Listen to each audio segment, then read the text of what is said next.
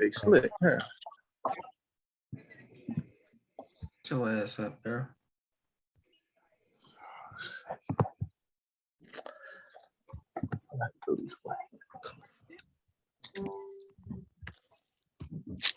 Am I kicking it off? Good to go. What's up? What's up? What's up? What's up, everybody? Welcome to Sideline Talk. How y'all feeling? What's up What's with going y'all? on? What's going on? Hey, who we get today? We getting the bad guy? I mean, what's up? Because I want to let you get out the way before we get to the I ain't got no everybody rant. owe him like apology. I said, I know y'all know how I feel about I ain't got no rants. I think Tay might got the rant today. Ho. I'm here because I thought the bad guy was gonna be here. I thought he was making a return. He made a return last week. Yeah, but I thought he was coming. Yeah, I mean, I figured you couldn't have been done. I thought you was coming back at least.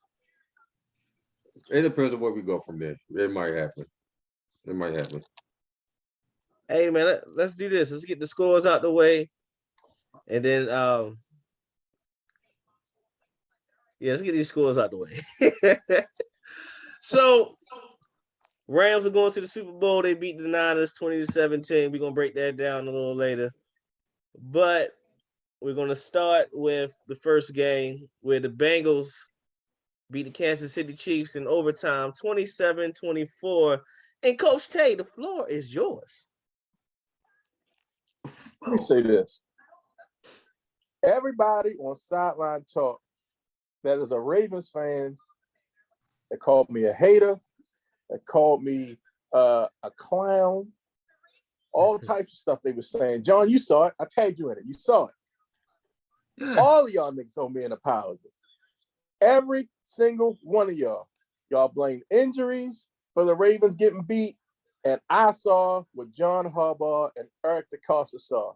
He saw Wink Martindale getting schooled, is what he saw. And y'all told me that we would be fine once we got the injuries. No, those dudes in Cincy are legit. They are legit, and they proved it this weekend. They beat who you guys feel like is the number one quarterback in the league in Kansas City. I'm telling you right now, everybody owe me an apology. Are you not the number one quarterback? That means you apologize. Let me make sure we got this right. Is he not the number one quarterback? That's my point. He the number one quarterback, and he got beat at home by the Cincinnati Bengals, who I was told the only reason they beat us that way is because we had injuries. We got 30 dudes on injury reserve, and niggas got COVID. Yeah, I know that. But what I'm saying is the first meeting, they called us up before COVID and before injuries. They called us up the same way. And we came out there with that same sorry scheme, trying to play them dudes again. That's why I picked Joe Burrow, and he got me to the championship. I picked him up that week alone. I'm like, oh, he playing the Ravens? I'm picking him up. I seen what he did to Wink already.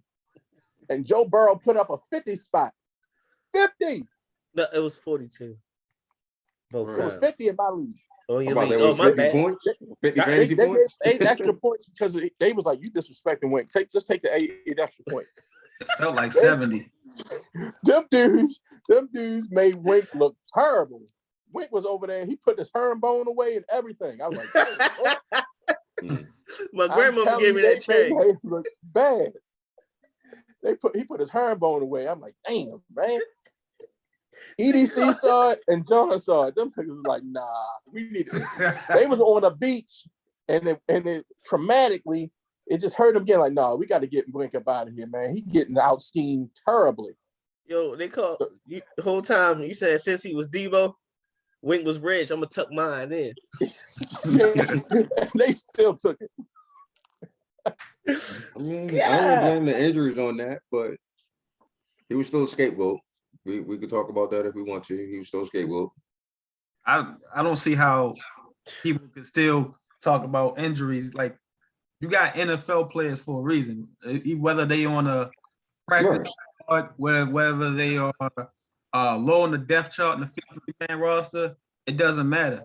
If your game plan and your practice and your preparation doesn't meet what it needs to meet by the time it gets to Sunday or Monday or Thursday, you get the results that you've been getting. Facts. Preaching. Game plan with the offense and defense, but mostly the defense, because it's been times where we have leads or the game is close and we just can't get off the field on third down, or we can't get off the field. There's no reason why a basic defense can't get off the field on 3rd and 15, 3rd and 18. Well, you just said it. A basic defense. You just said it. But it's not. The Wink is not a basic defense. It's not. Right. Like, I Stuck mean, in his ways. Consistently have your corners and your safeties 10 the yards up the ball when they need a 3rd and 7, or it's a 3rd and 5 and you got them at the 7 yards behind. Like, come on now. Like, it's just certain things that you can think of. Like, if you get burnt, if you get torched with your route running, they're not going to accept that. Mm-hmm. Man, you just beat me, man, up. It is what it is. But I'm not going to give you a slant. I'm not going to give you a comeback route. You just going to have to beat me. And I can respect that at the end of the day. I can't respect Wink and him giving up 2 touchdown leagues because he's playing players a certain way, or he's not letting his young players ball out. They playing like they timid, and that's been since fucking week 1, truthfully. It's been since before week 1. You are preaching. And I know, but I've been saying this. I'm not a Wink fan.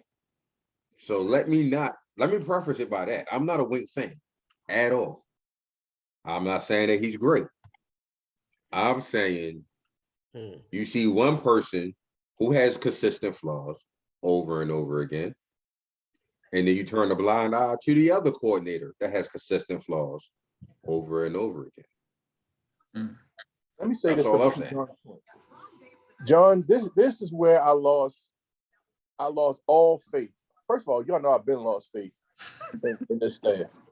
But this was the point where I knew that we was going to get blown out the second time we played Cincinnati because they weren't going to change it.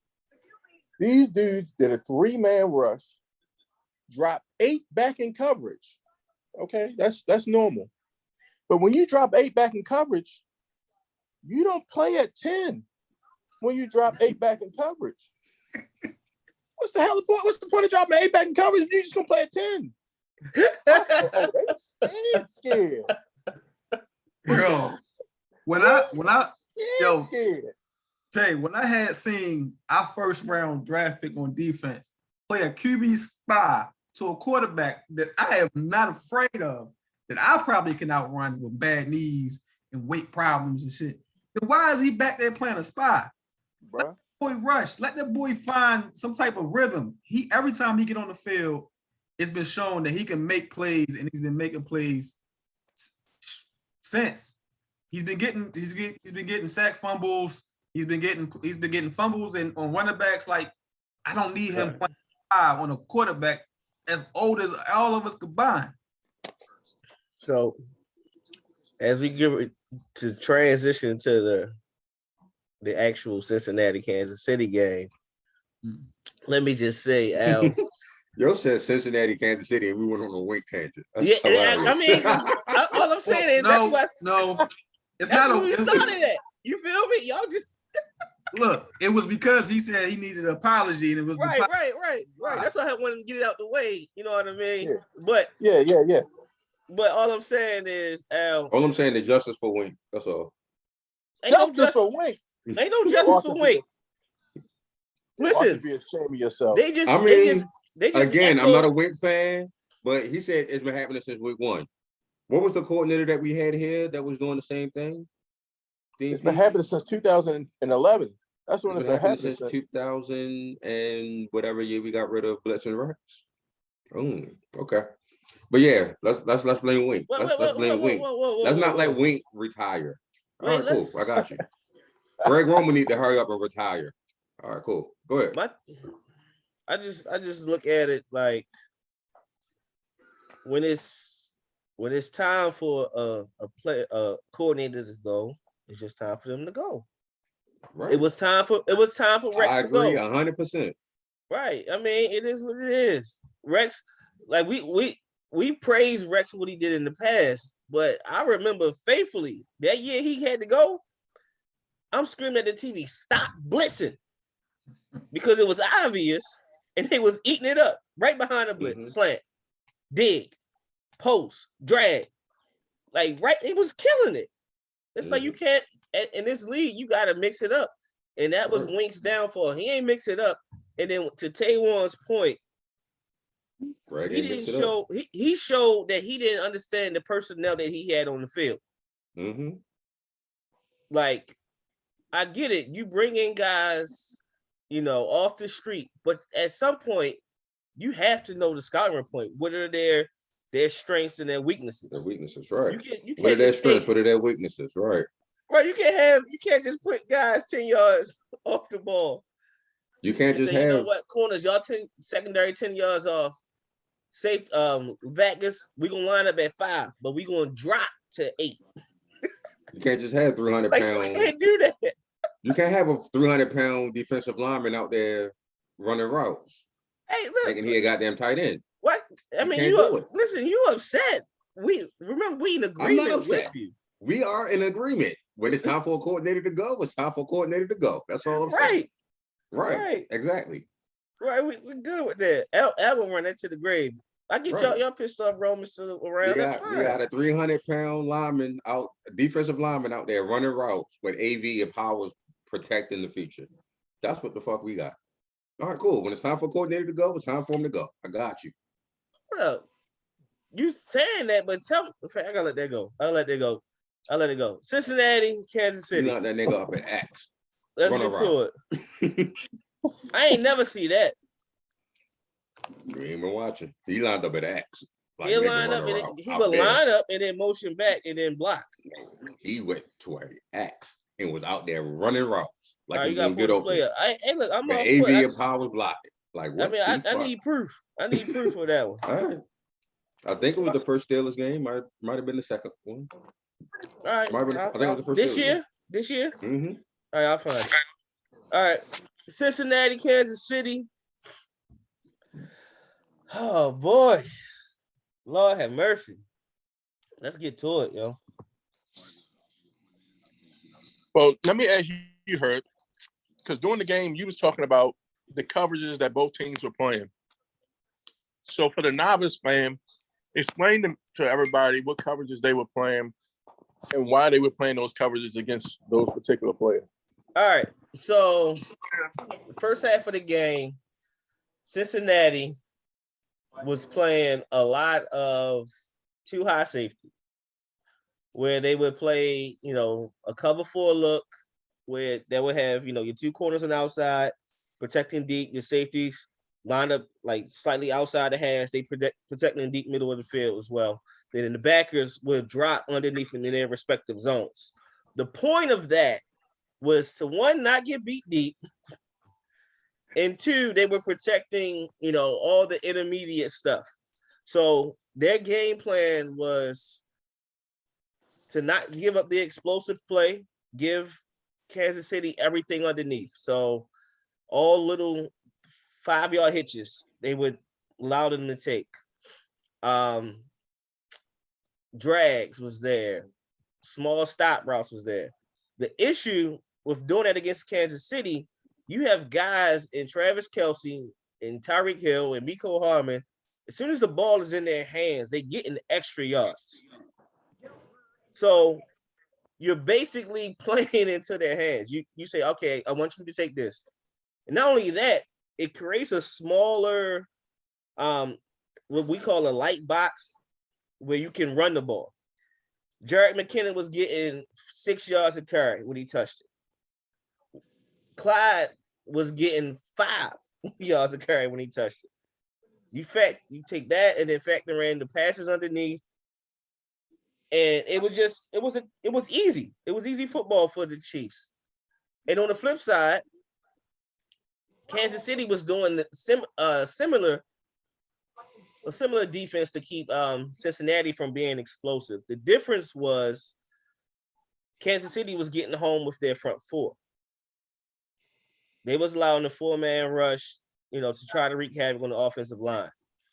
And for the most part, in that first half, Kansas City won the trenches in the offensive line and the defensive line. The adjustment came when Cincinnati stopped being scared. They stopped being scared in the second half and said, you know what? We're not gonna play as far back with the cover four. We're still gonna play two high safety, but we're gonna play man coverage. We're gonna have a combo coverage where it's man, but we really got like a spy on the underneath zones in the middle of the field. That's what we did. And for the most part, they mixed it up and it worked. It was some cover six where they had 4 on one side, 2 on the other. It was man on one side, zone on the other. They did a good job of mixing things up in the second half. And for some reason, Kansas City just couldn't make it happen.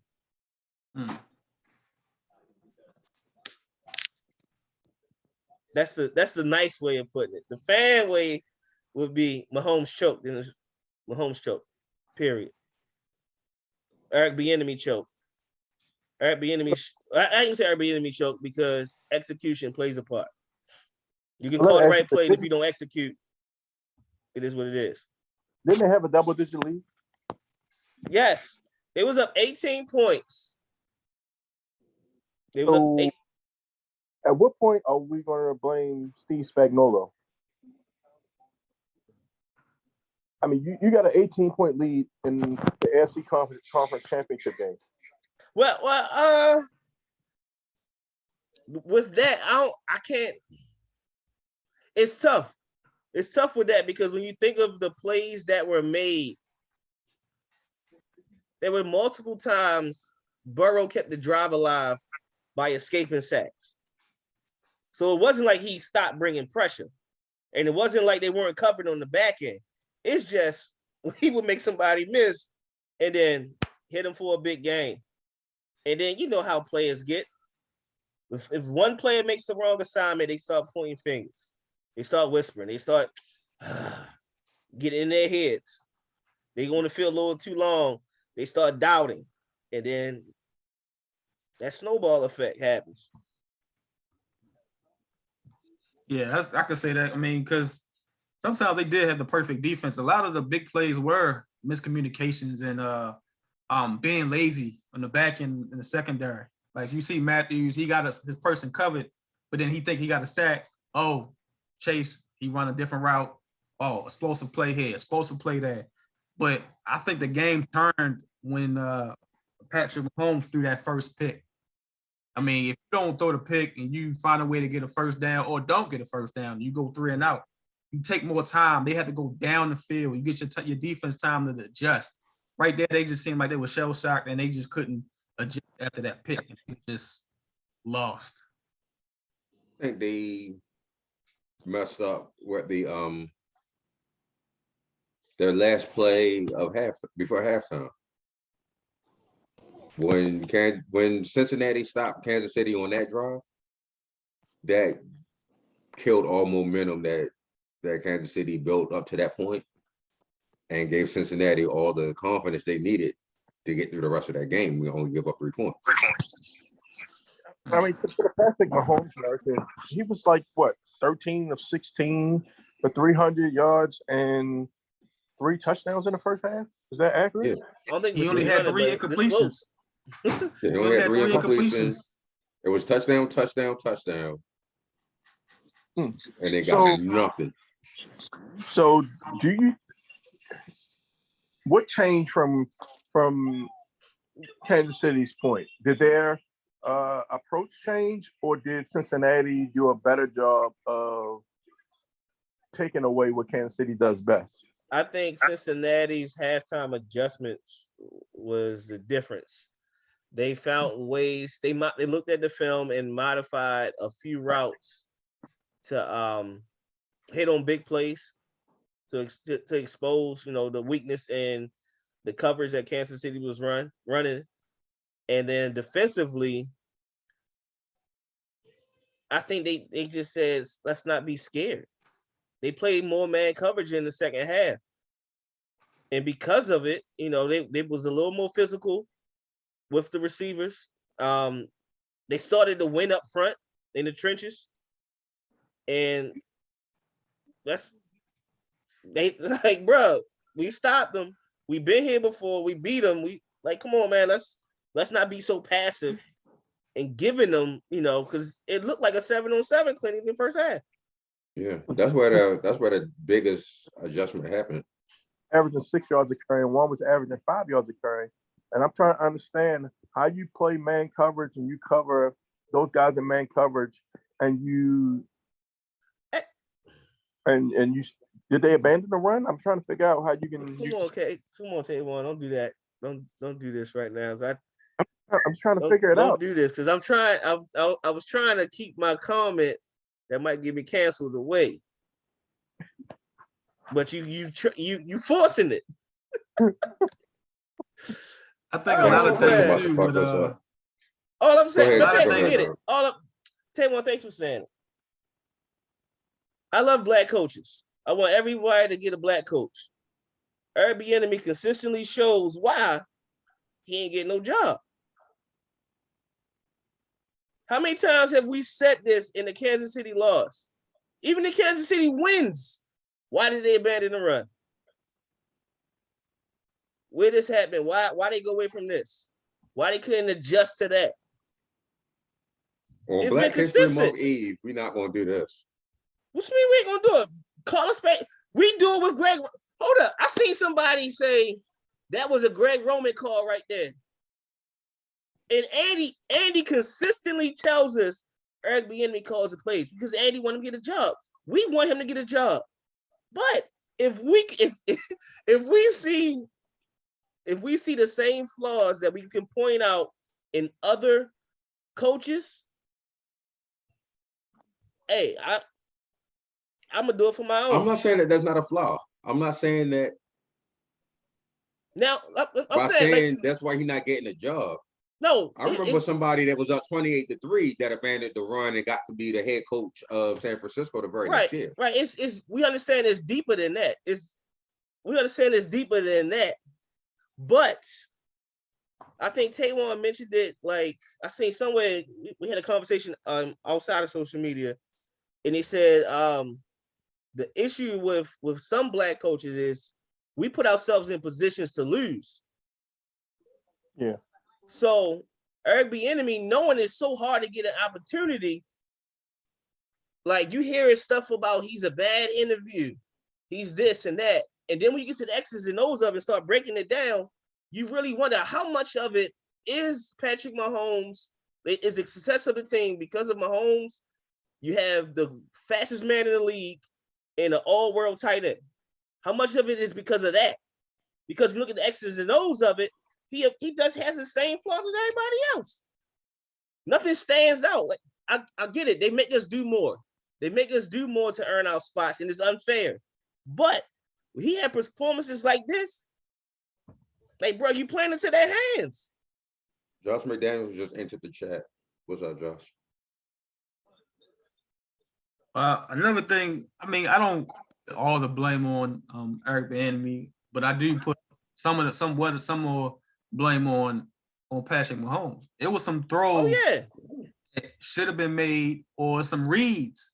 Even the one before when they settled for a field goal for the taking time.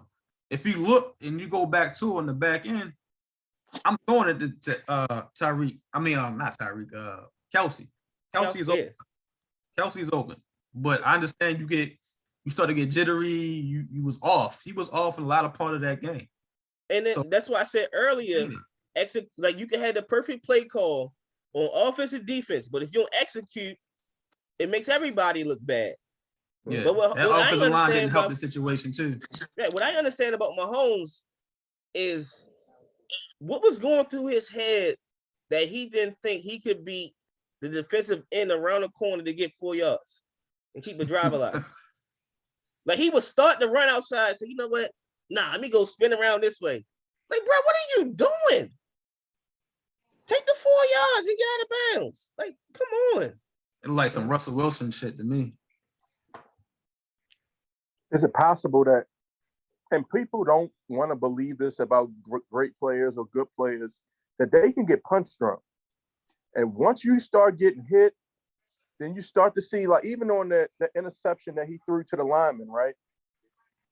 You can see him start to cower when the pressure starts to come towards him a little bit. And once you start getting hit a lot, your mind goes off of reads. Your mind goes off of what other plays I can make. And your mind starts to go on how close are they to me? And am I going to get hit on this throw? And on that interception that he threw to the lineman, it literally looks like he's cowering as he's throwing it instead of staying fundamentally sound, standing strong, and making the throw. And I think that's what we saw about. When you say him being off, that's a way of being off. And everybody laughed at Sam Darnold when he was like, "Oh, I'm seeing ghosts out there," but that is a real thing. Like when you got these guys running from 4.5 to 4.9s and they 300 pounds and they coming after you like that, and you keep getting hit consistently, that is a legit thing. Same thing we said about Lamar early in the year when Villanueva set him out to pasture. So it's a legit thing. And I think Mahomes, like you said, Cincinnati started to win that battle in the second half up front. So that could be a legit thing that he faced. And I don't know if it was him, maybe he was in his own head with the decision at the end of the first half where I was talking about how they didn't get points. He decided to throw it to Tyreek instead of just throwing it at his feet or whatever, getting 3. Maybe he was in his head and trying to do too much. Maybe he was punch drunk because he wasn't reading the field, it seemed like. Or he was late reading the field. On the play where he threw the pick, ain't no way he's supposed to throw it there. If anything, Mecole Hardman was your outlet to your left. Just throw it to Mecole. Let him get 3 yards. Mm-hmm. Because it was nothing but Bengals. It was like 3 Bengals jerseys right there. And then number 11 was behind him. Like, it was crazy to watch.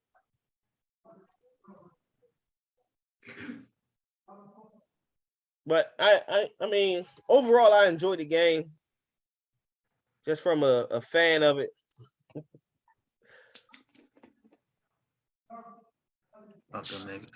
So, second game. I heard what you just said, John, and I appreciate it. Right.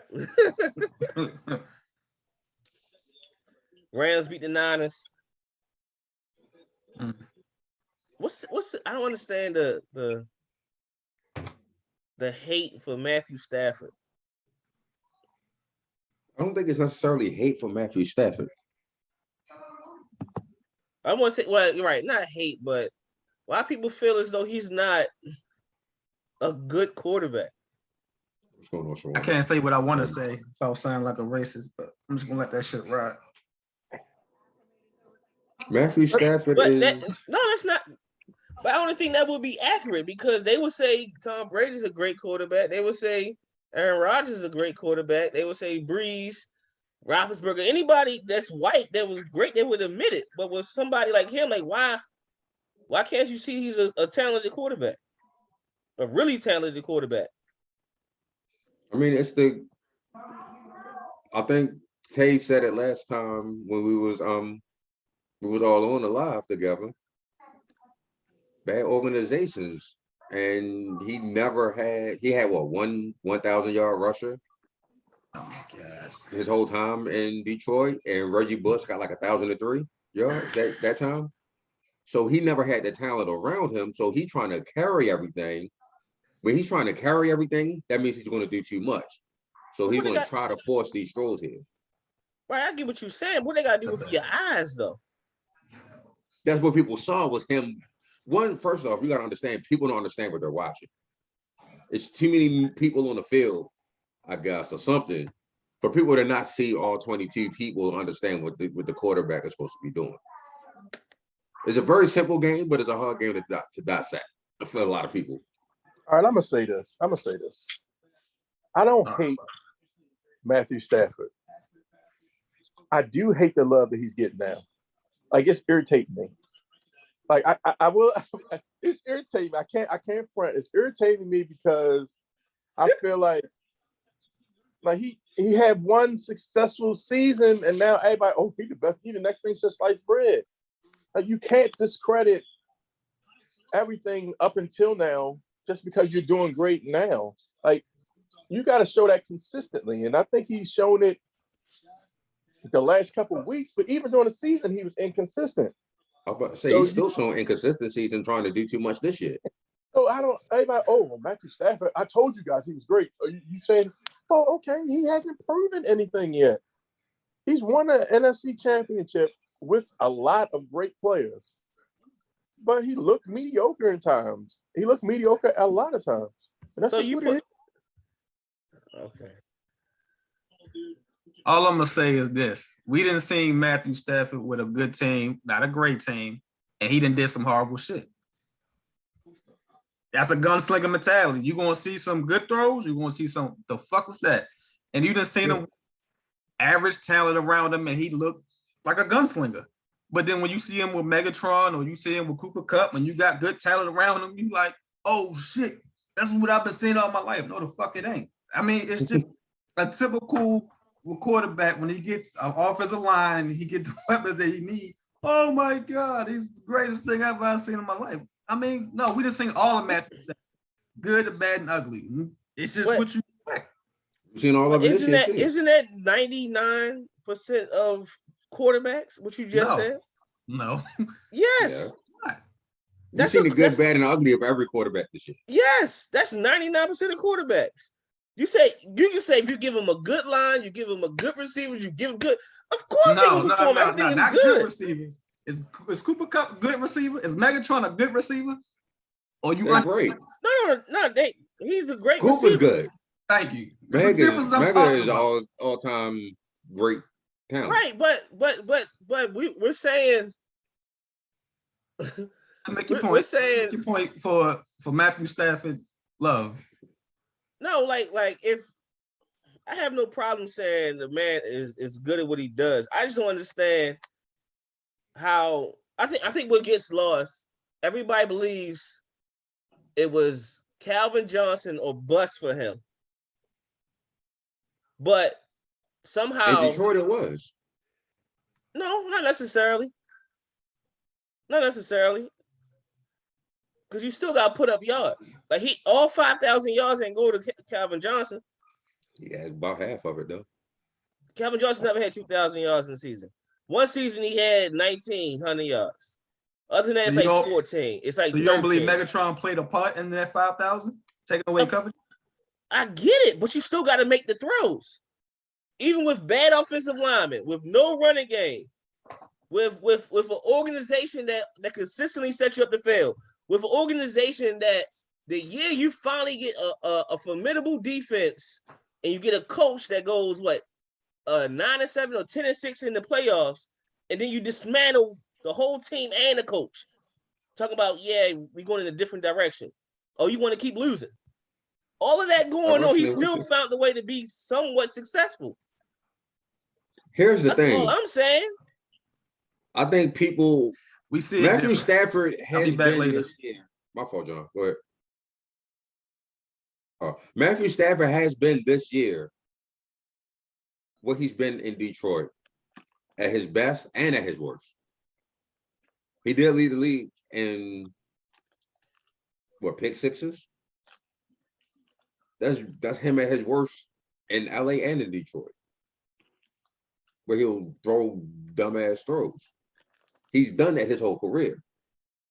The difference is he's getting more love now because he's actually with a coach that has a good offensive system.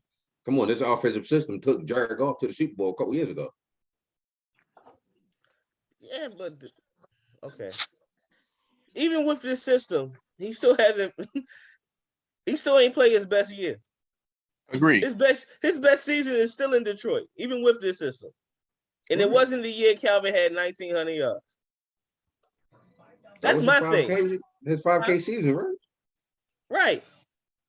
5K, 41 touchdowns, 16 picks. This year he had 48.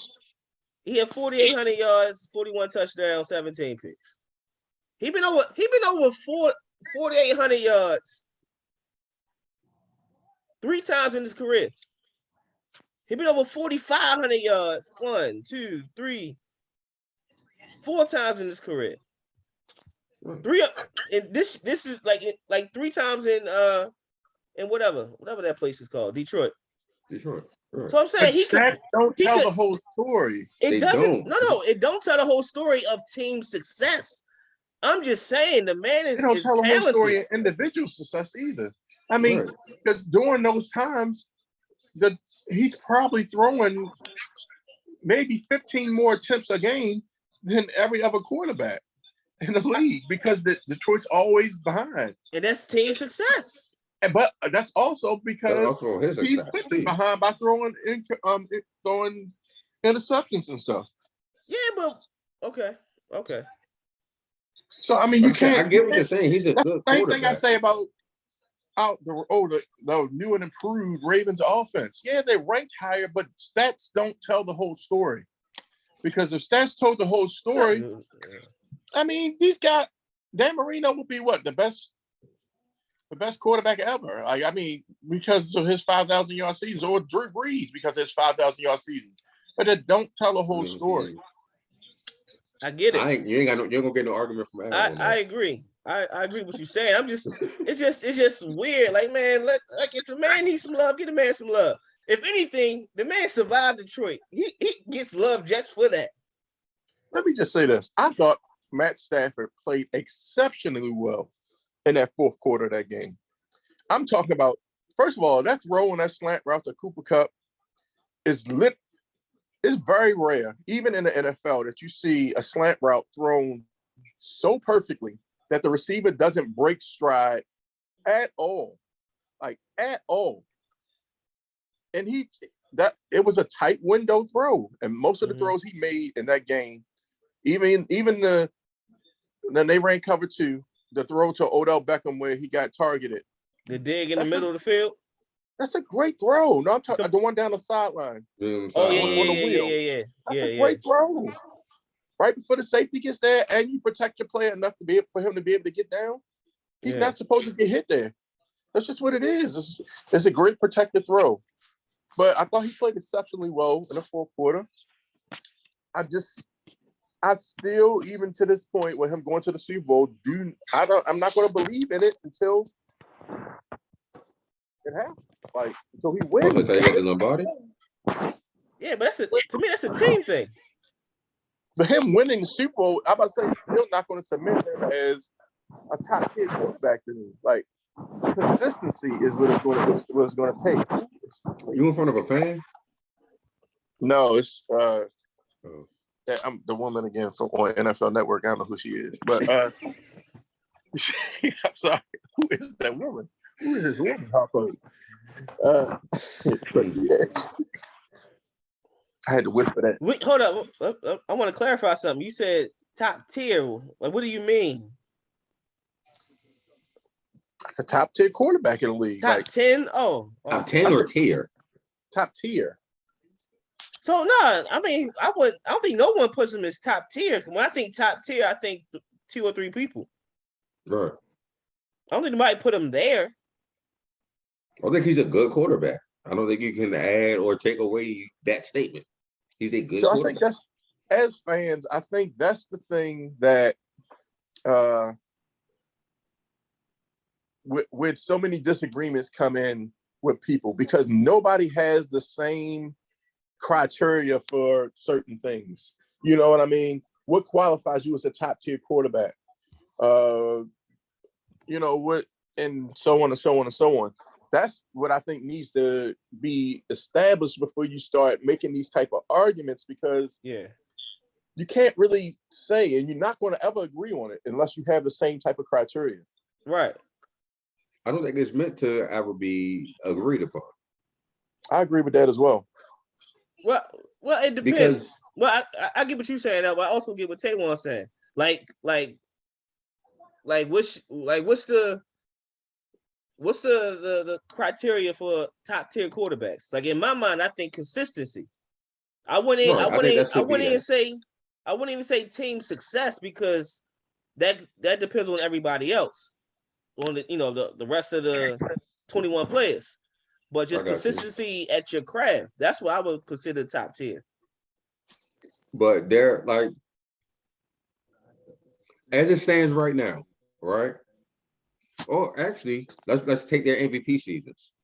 Pat Mahomes and Lamar Jackson, their MVP seasons, right? Pat Mahomes, his second year in the league, was 5,000 yards, 55 touchdowns, and limited interceptions, right? Okay. That's top tier of the league. Lamar didn't even cross 4,000, but he added his legs. That's top tier. So I'm never going to put them comparable to say, oh, you got to throw for such and such amount of yards, because that's not what LJ adds. Yeah, Nor but can I say, oh, Pat got to run for so many yards, because that's not what he adds. I get what you're saying. I don't like the analogy though, because you took MVP seasons instead of taking just the season each year. But what I'm saying is that's how you can tell, like, you can't tell me an MVP is not top tier. That's rare air. That season is top tier. No, that's what it is. That season is top tier. That season is top tier. You can't like, this ain't the end of your career. Why you in it? You can't get brownie points for something you did years ago and you still in it. Well, then you can't compare any quarterback then that's playing right now. Right? No. And you said you can't get brownie points for while you're still in it. No. What I'm saying is the consistency is why I believe it's how you should judge top tier quarterbacks. Being consistent in your their craft. consistent numbers is. Huh? Like they're consistent numbers or hitting a certain number consistently. Or it's not even numbers at all. It's not even numbers, it's play. Got you. Okay. I can see because that. Aaron Rodgers is a consistent quarterback. If you look at Aaron Rodgers' years, he ain't win a Super Bowl in how many years? 12 years? About 11, yeah. But if you look at him, his team is when he's healthy, his team is always there. He's always putting his teams in position to win consistently every single year, every single week. That's a top tier quarterback. Got you. Okay. That's what I'm saying. Tom Brady, top tier. Ain't got nothing to do with the rings. Just consistent play. That's what I'm saying. But do you consider Russell Westbrook's play consistent? Russell Westbrook or Russell Wilson? My bad. I mean, I like to throw a little hate in there. My bad. Boy. Catch y'all up. Don't even get me started on Russell Westbrook. Yeah, but I meant Russell Wilson. I'm sorry.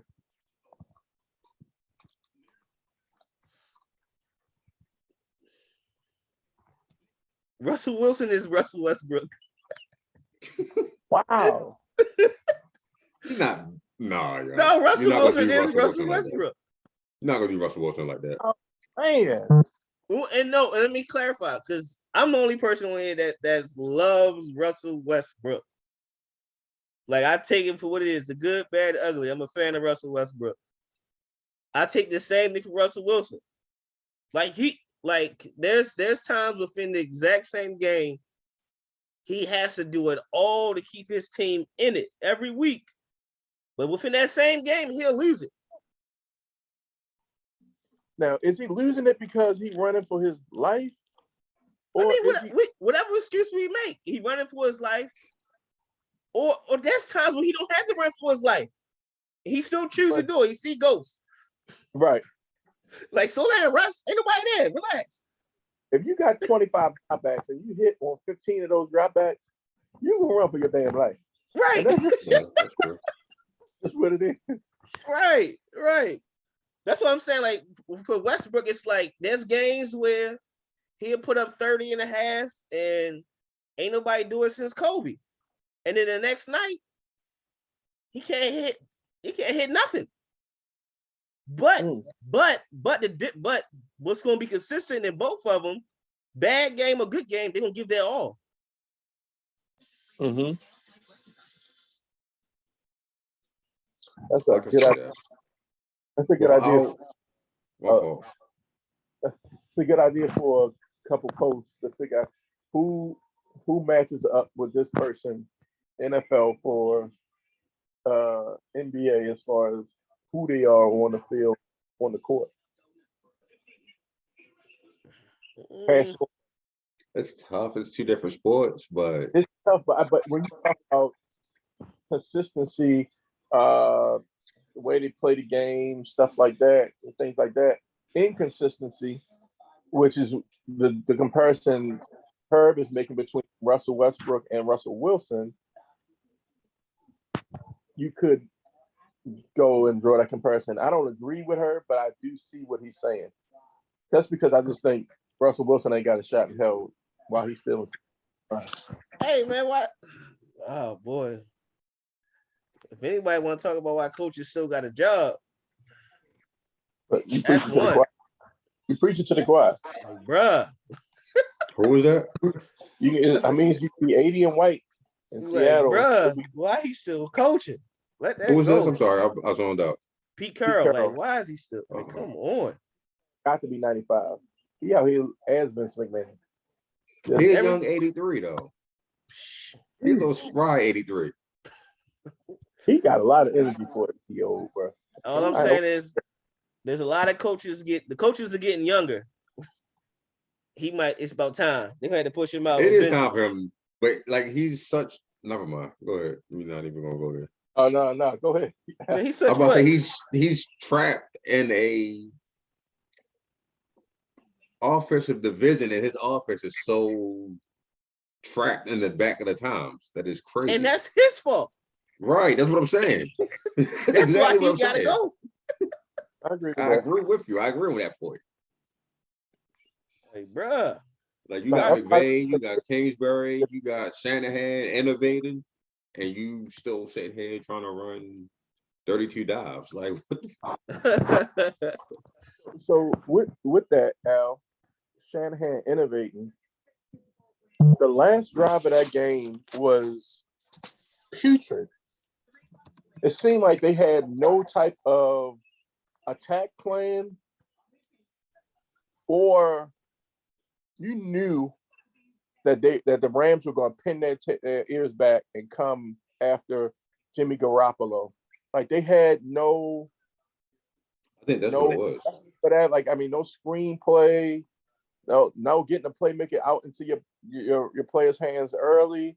Let them making plays with their feet. It seemed like they were just content with dropping back and just hoping that your offensive line can make those blocks. But you cannot consistently do that against two of the greatest pass rushers in NFL history, no matter how old they are. Not to mention, I'm going to say it till I'm blue in the face. Raheem Moore's stunt may be the greatest stunts in the history as far as timing and execution. The way they execute stunts is impeccable to me. Like I just watch the stunts are so simple, but they executed so well. And it consistently does that no matter who the offensive line is, they consistently get home on those. So I mean, you knew that they was going to do that though. So I got to call Kyle Shanahan out on that last drive and say, what was the thought process? And Jimmy Garoppolo looked like he ain't have a damn clue. I was about to say, I mean, not necessarily to take the heat off of Kyle, because yeah, there was some stuff that was drawing up that was like no. But I think that drive was to get the ball out of Jimmy's hands as fast as possible. And he couldn't think with that blitz in his face. So, like the pass that got picked off, that ended the game, that went right through the running back's hands. And it was supposed to get out there quick, but he had Aaron Donald on him. Aaron Donald was literally tackling him while he tried to throw the ball. A couple plays before, like he completed passes behind the line of scrimmage. Like, why are you throwing the ball 5 yards behind the line of scrimmage?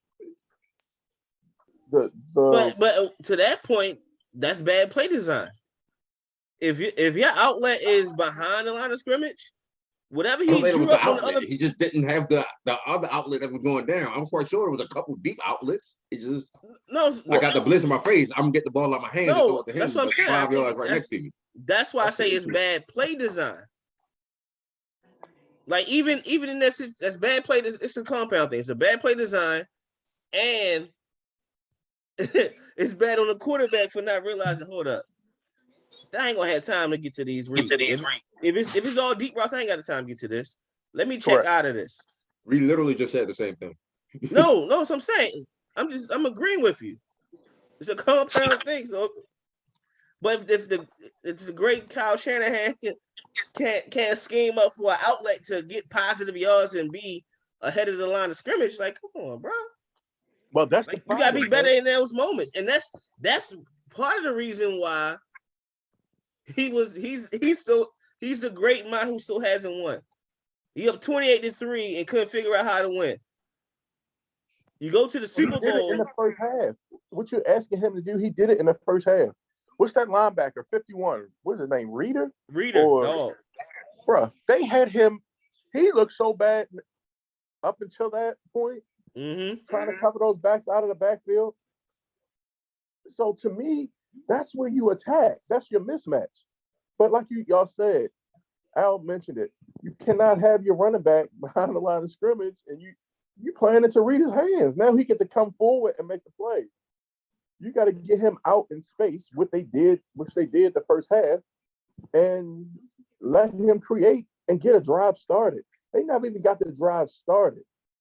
Do you think he just off that thought alone, the game within the game between the coaches, you think Raheem Moore's got in his head because his stunts was winning so well, the pressure was getting there so well, he thinking I got to keep the running back close to block and release? I would have to go back and look because I was so focused on what was about to happen up front because I knew what was about to happen. I knew they was going to get stunt off the break for the first 3 days. I knew it. So, I knew that was about to happen. So when it came down to it, that's all I was looking at. I don't even know what covers they were in on the back end. It probably was 4. When you think about it, he had to anticipate something deep and run 4 and drop those backers and give up whatever's underneath. How many defenses do that in those situations, right? Right. So if I go back and look at it, then I could say, Raheem Moore's, I think the game plan up front was immaculate. The third down, I don't think they did a stunt. What happened is Aaron Donald and his greatness decided to take inside leverage on a guard who obviously overset outside. And first of all, y'all got to realize I'm a fan like of Aaron Donald and just watching his mind when he pass rushes and the fact that he does stuff that nobody else can do. Nobody else can take an inside pressure and still maintain outside leverage, if that makes sense. He took an inside path and maintained outside leverage. Nobody else is quick enough to do that. Nobody. So he's a creative player. I love Aaron Donald. Well, watching this dude play is just ridiculous. Yo, and not only is he a creative player, he's a total opposite of the prototype they want at that position. Right. He's too small to play there. Too short. Like, oh yeah, watch this. That's the same thing with Reggie White though. Right. Reggie White was too small for his decision. Think of the balls you gotta have for that moment to say no. Everything on the line. Trip to the Super Bowl. I'm taking inside leverage and I'm going to allow him outside leverage on a wide 9 rush.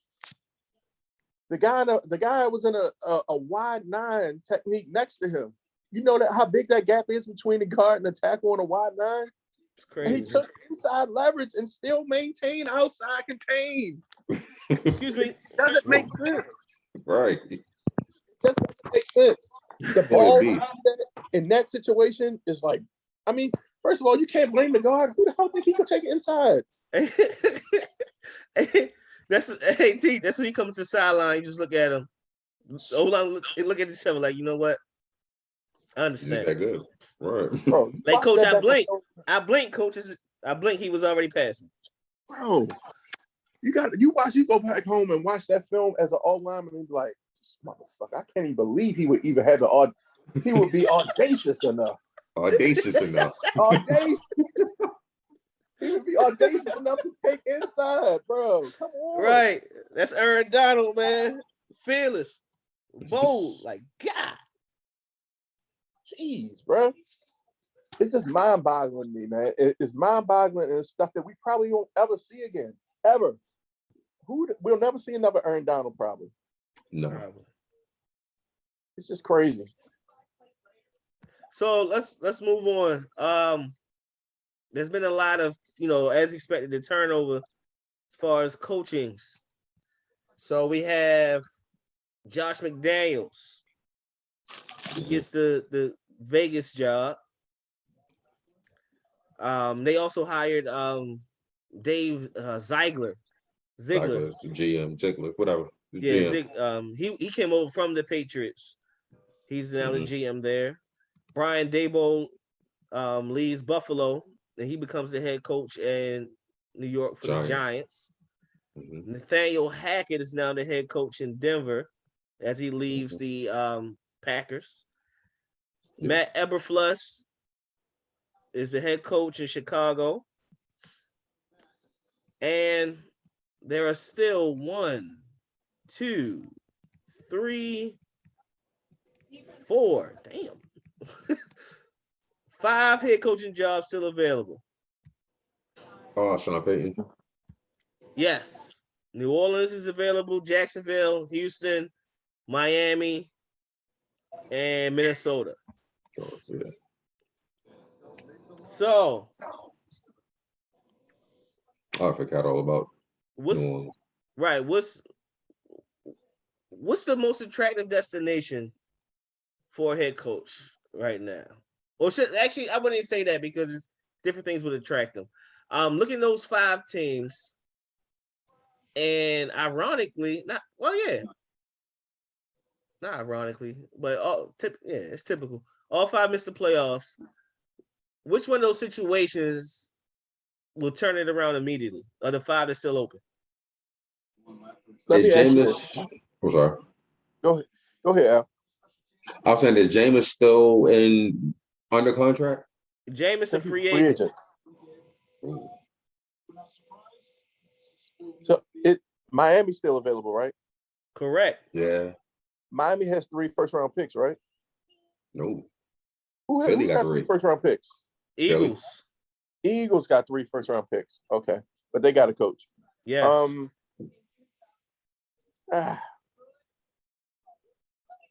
The Vikings, in my opinion, have to be the most ready, playoff ready. The most playoff ready. Like, if you come in with the right system and stuff like that, they got to be the most appealing out of all of them. They just hired a GM and Kwesi. I ain't gonna play around with his last name. Yeah, Kwesi. Yeah, you're right. What up, Seti? So you got a legit solid quarterback there already. You got a young quarterback who has no experience already. You have one of the best running backs in the game in Dalvin Cook. You have one of the best possession wide receivers in the game in Adam Thielen. You have arguably one of the best up-and-coming wide receivers in the game in Justin Jefferson. And not to mention you have solid veteran defensive players up front and on the back end. And you still got draft picks, and you still got free agency. It's tough to beat that. It's tough to be stepping into that with your system and saying, this is how we moving forward and not be successful, especially with Aaron Rodgers potentially on your way out. And you got 2 teams definitely in shambles, 1 team possibly in shambles or in rebuild mode with Aaron Rodgers leaving. It just makes too much sense to go there. If Matt Flores gets that job, I'm telling you right now. Is it Matt Flores? I don't know. Brian Flores. If Flores gets that job, it's tough to say. It's tough to beat that guy. It's already tough to beat him when you ain't got no offense. Now imagine you having an offense to go with his defensive scheme. It's tough. Well, there's been a lot of candidates that applied, that interviewed for that job. Todd Bowles and I believe Raheem Morris as well. But I know Todd Bowles for sure had an interview there. So it's been defensive coordinators, it's been offensive guys there. And then just recently, they requested to interview Jim Harbaugh for that position. Mhm. And there's history between Jim Harbaugh and the new GM. Because the new GM was at Stanford when Harbaugh was there and actually learned a lot from Jim Harbaugh. So that's something to look into. I know. I understand, T. So we live on Clubhouse. We do have people in the room. I don't know if they want to chime in on which one would be the most attractive job out of the 5 that's still open. You got Minnesota. You have say them again. Hurt my bad. You got Minnesota, the Miami Dolphins, Jacksonville Jaguars, Houston Texans, and the New Orleans Saints. Yeah, if y'all want to chime in, go ahead. I'll relay it. I don't know if they can hear y'all or not, but I'll relay it.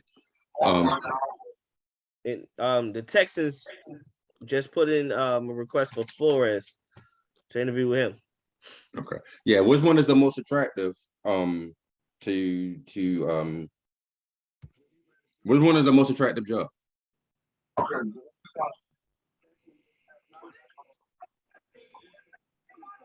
Well, we're just talking about the head coaching positions right now.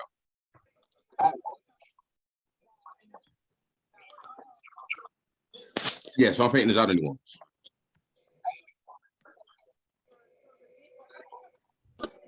Okay, so said New Orleans. I'm gonna break it down 2 different ways. I think if you are a offensive coach, I would go Miami because they have a defense already in place. So if you have a good defensive coordinator that can sustain where your defense is, and then you as an offensive mind go in there, you can help develop Tua even better. So I will go Miami if you're an offensive coach. If you're a defensive coach, I'm going to go Minnesota for the exact opposite reason. But at the because same you time, have a great offense already. Minus, I'm not going to call Cousins great, but he's serviceable. The thing about New Orleans is they are like negative 41 billion under the cap, or over the cap rather. They ain't got no money. But with Miami, it's a package deal. You have to believe in Tua. That's true. Because the GM, got rid of a great coach who didn't. Who didn't, right. That makes sense. That's true. Right, it's going to be interesting to play out. I see the New Orleans have already interviewed Doug Peterson. So, and now who you just looked at Doug Peterson? New Orleans. Now they plan on interviewing Flores tomorrow, interviewing Aaron Glenn as well. So 2 defensive guys and Doug Peterson. Sorry. I don't like Doug Peterson. I like Doug Peterson just because he's a Christian, but that's there's a lot of Christians in the world that but not all say, that's all I can give you, Doug. That's it. Hold on, y'all. Go ahead, say. Go ahead.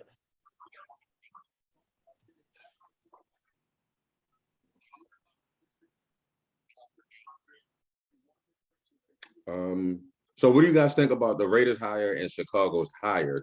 Were we about to talk about that, or? Yeah, we can go there. That's fine. Okay. Damn it, my mind just went blank. Raiders guy. Josh McDaniels. Josh McDaniels. What think his name? I like it. I'm slowly but surely becoming like a car fan. Like, I don't know. He might be my new Carson Wentz. I don't know. But I just can't root against him right now. And then what was the other team? Chicago. Let me tell you, I don't like the Chicago hiring. Eberflus is what? He was Eberflus is DC. He's the defensive coordinator in Chicago, right? No, he's the head coach of Chicago. He was the defensive coordinator in Indianapolis. Right? For the Colts. Yeah. Right. So what's one thing that Chicago has always been pretty good at? That's defense. Right. You are setting Chicago up for more. And when I say Chicago, you're shutting the fans up for more of the same. That's what I was about to say. You just took the word right out my mouth. I'm like, yo, you got a young quarterback. Get somebody that can coach this guy. Correct. But it's more of the same in Chicago. No, it's nobody there. It's nobody consistently that can come in and take him under his wing and say, this is what we're going to run, and we're running it with you. And even just them from an offensive standpoint, at some point, you got to take an offensive standpoint. You have consistency on the defensive side of the football. You do not have it on the offensive side. You got to take that. You got to take that approach. I just don't like the hiring. It's more of the same for Chicago. I think what gets lost with that is the leader aspect of it. Because just because you're specialized in one area of the football field doesn't mean you can't lead a team. You don't understand the management. Like maybe he's a good manager of players and know how to dictate, command. Maybe that's the case. But it's important that he hires a great OC. Maybe he does that and give the OC free reins and the QB coach to develop him. I get that. What I'm saying? I completely understand that. But how often does that work out that way? Like, I mean, even Mike Tomlin, who's considered a great manager and dictator. And he's a defensive coach. He's a defensive-minded coach, right? Defensive backs coach. Right, But then you gotta remember, like, we don't know the full pedigree, the full resume of Matt Eberflus. He could have played offense. There's so many times that offensive players become defensive coordinators because of studying the position so long. You know what I'm saying? So I think in college, I think Mike Tomlin was a receiver in college. You know what I'm saying? Like maybe the only reason I say that is because part of it. Hold on 1 second, y'all. Go ahead, Sadie.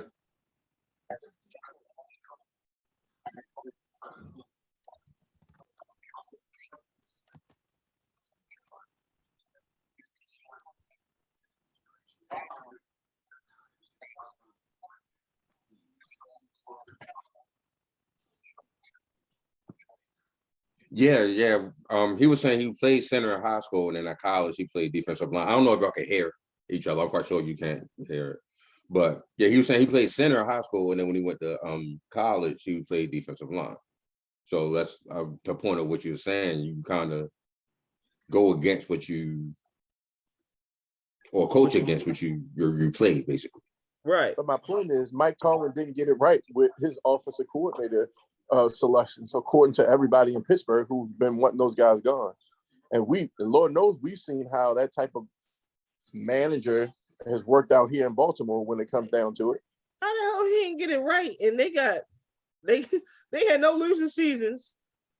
Every offensive coordinator went and became a head coach. How he didn't get it right? And they be a Hall of Famer. Well, they have been clamoring for the OC to go in Pittsburgh for the last couple of years. So but they've been rooting for the OC to go since Todd Haley. Like, come on, we can't go off of Pittsburgh. Hey, first off, what you saying? Shit for Pittsburgh. So what you confirming is fan bases across the border are alike. Yes. No, I'm first off, these niggas cheer for Pittsburgh. They don't know what they want. What I'm saying is, if these guys were legit, like you be saying, then they wouldn't be going anywhere. They wouldn't be getting fired. And I'm saying that Chicago has consistently struggled on the offensive side of the football. So to take another defensive approach, to me, just seems repetitive. and unproductive. I could be wrong, but that's what it seems like to me. So Ivan said, now's your time. Now's your time to take over this division. If it's ever time, it's now. Yeah, Ivan said he like the Raiders higher, but not Chicago. And then when you factor in Justin Fields, you got to get that right. Like, you have to get the quarterback situation right, because if you don't, the cycle continues. I agree. He says Okay, I can't Tomlin see the isn't the damn manager. stage. He calls the defense. I hope they're just outside looking in and not like 100% accurate. Right. Because if Tomlin calls the defense, I understand why Pittsburgh fans want him gone. No, he just recently started calling the defense. Like Yeah, the last he 4 will or 5 hop in. games. Last 4 or 5 games? Yeah. Yeah, he'll hop in. All right, cool. Because it was coordinator Keith Butler, right? Wasn't it the coordinator? He was the coordinator after Lord, I'm Spain gonna say he retired. died. He just retired, right? Keith Butler. Yeah, he retired like Dean Pease did. Oh yeah. Right. Yeah, that type of retirement. He had a DP retirement. Yeah. Like 6 months. Mm-hmm. You go to a 3-month retirement, boy. I swear. Can I ask you guys this question? I wanted to know, what are realistic expectations for incoming coaches? Like, for if you inherit a 0-17 team, what is the expectations for that?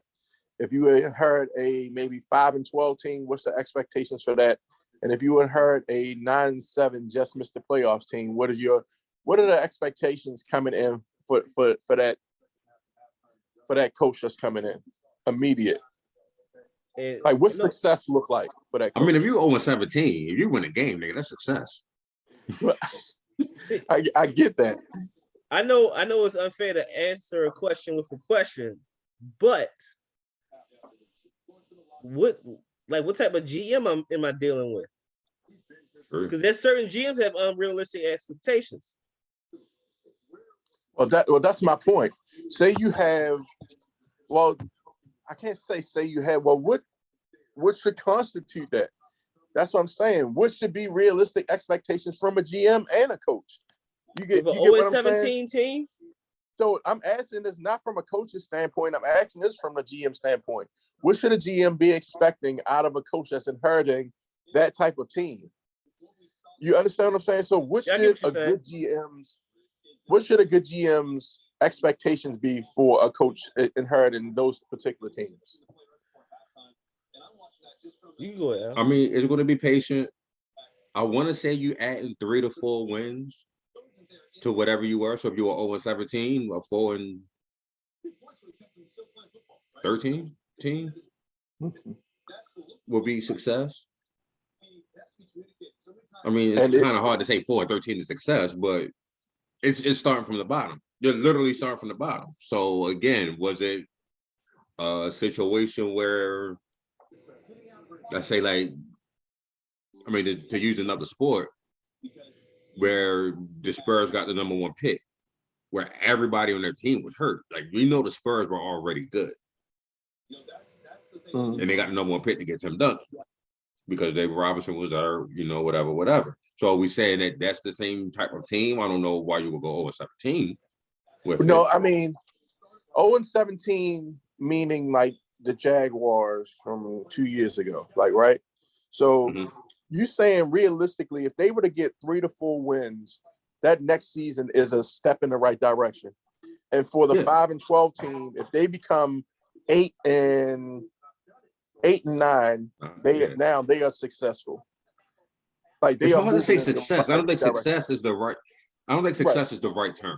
Right. So moving in the right direction. You're walking up you're moving in the right direction. Yeah, I don't want to say 4-13 is success. That just don't sound like success to me. But yes, right. It doesn't, but you're trending up.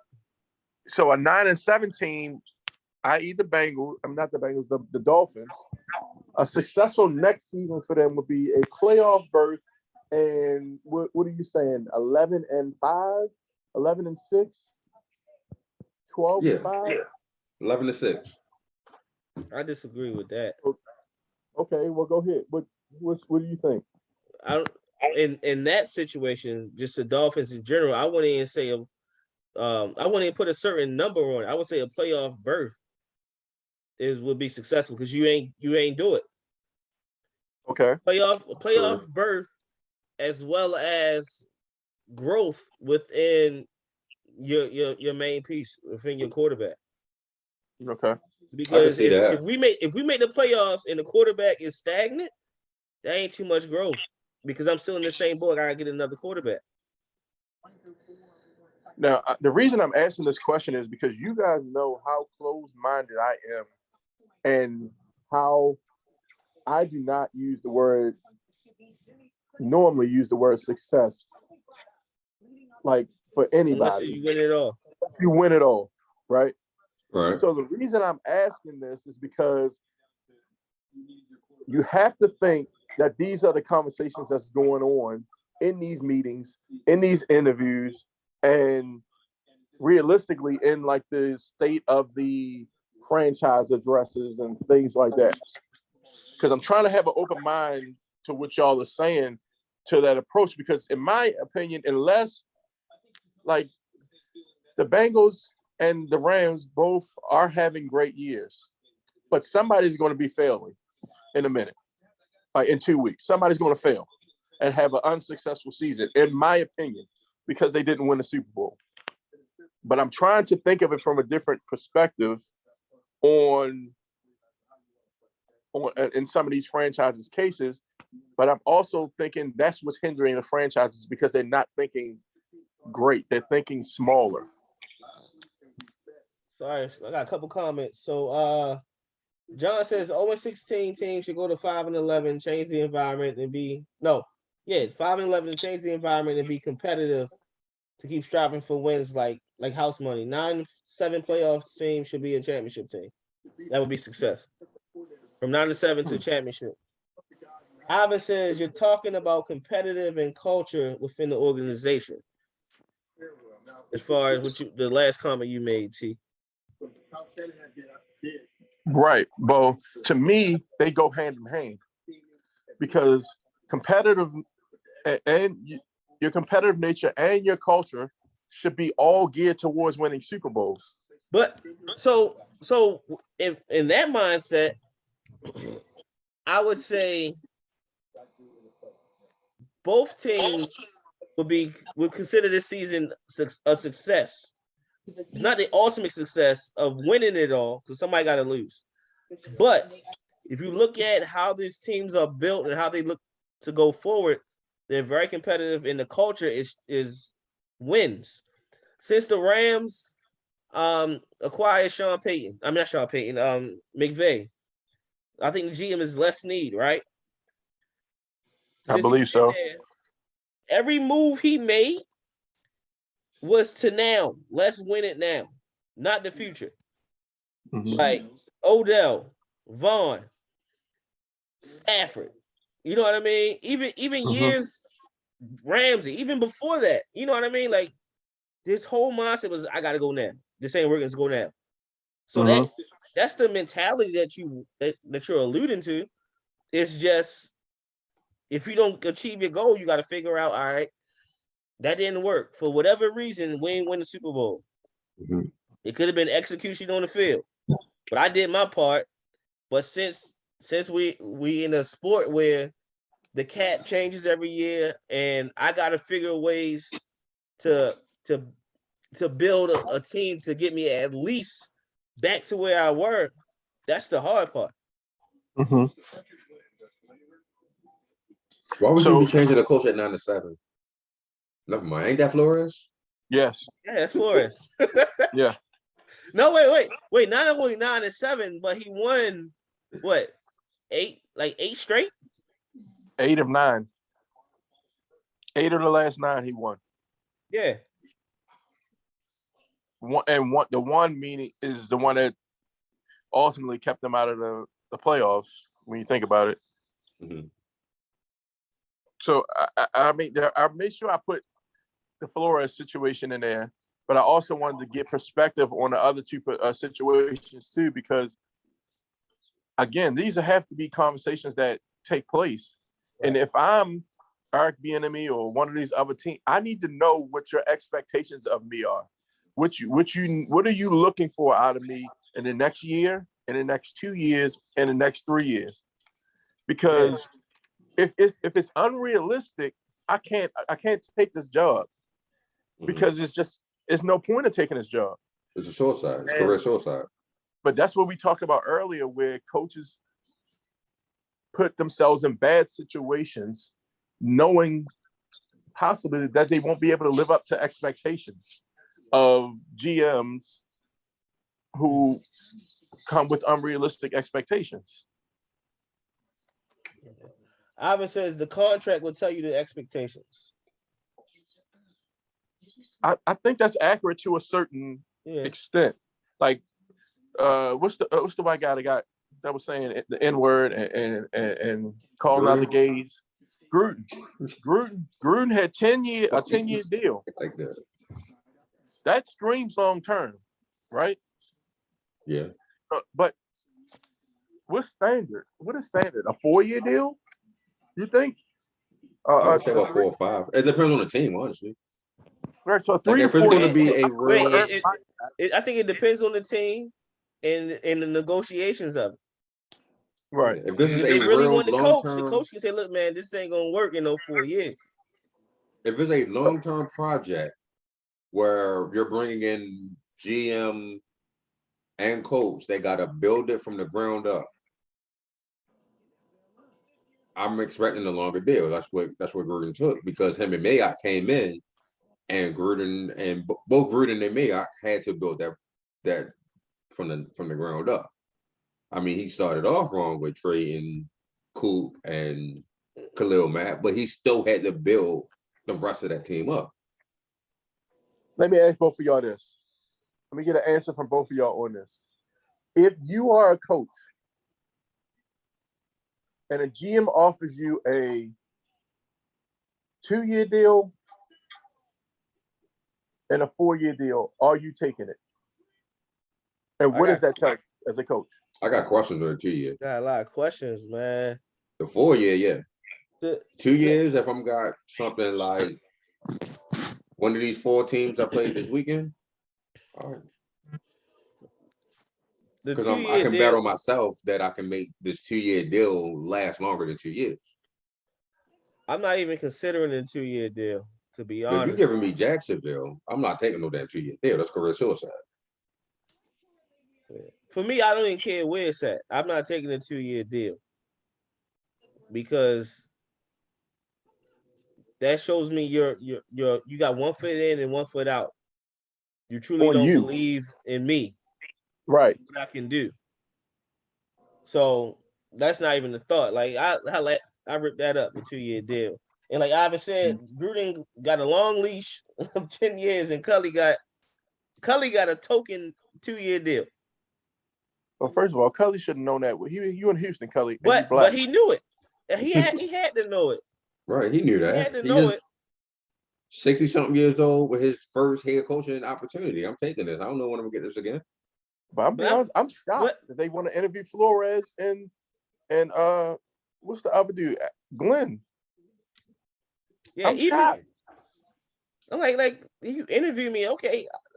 Like come on, man, come on, like 2-year deal ain't gonna cut it for me in that situation. A 4-year deal ain't gonna cut it for me in that situation, especially if I don't like the roster.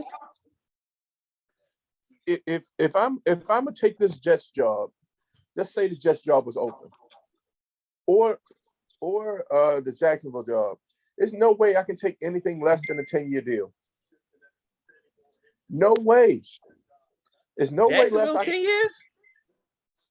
First of all, I don't know about 10 years for Jacksonville. I think Jacksonville closer than 10 years. But my point is, I'm not even talking about with the state of the team. I'm talking about the history of the way they treat coaches. Okay, yeah. There's no way I could take anything less than a 10-year deal, because if you give me a 10-year deal and you cut me after 1, I'm still gonna get paid on the back end of that. Right. I'm getting a certain amount guaranteed. Right. But you have ran through so many coaches and shown your inability to trust the coach to be able to take a guy to take the team forward, that you actually have to pay for that now. Like, it's coming back to, you know what I mean? It's like free agency. Right. If I know I know you asking me to come here to just to block as a wide receiver, it's tough for me to sign up to go block as a wide receiver. And that's why I said with Houston, they're gonna have to overpay somebody. Agreed. And that's my point. John, I'm interested to get your take on that. What it is.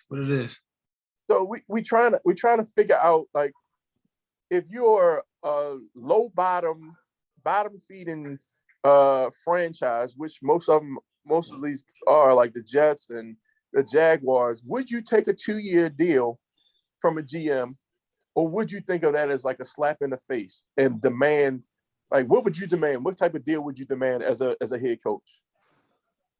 For a head coach? Yeah.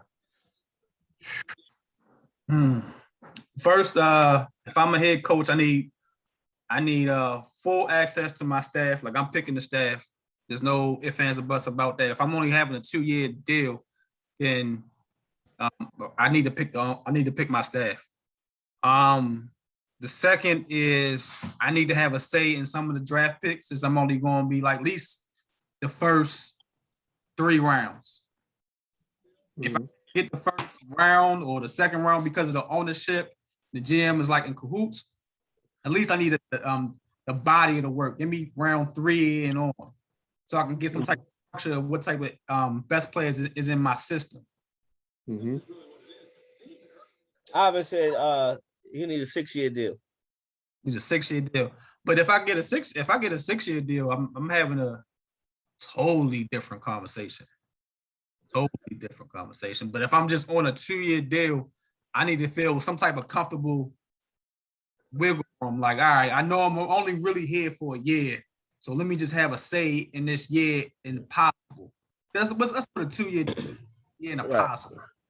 And so I need to have a say in just at least somewhat of a turnover. And the reason why I won't even like entertain a 2-year deal is because, like, what's the point? What's the point? Just to say I was a head coach? Right.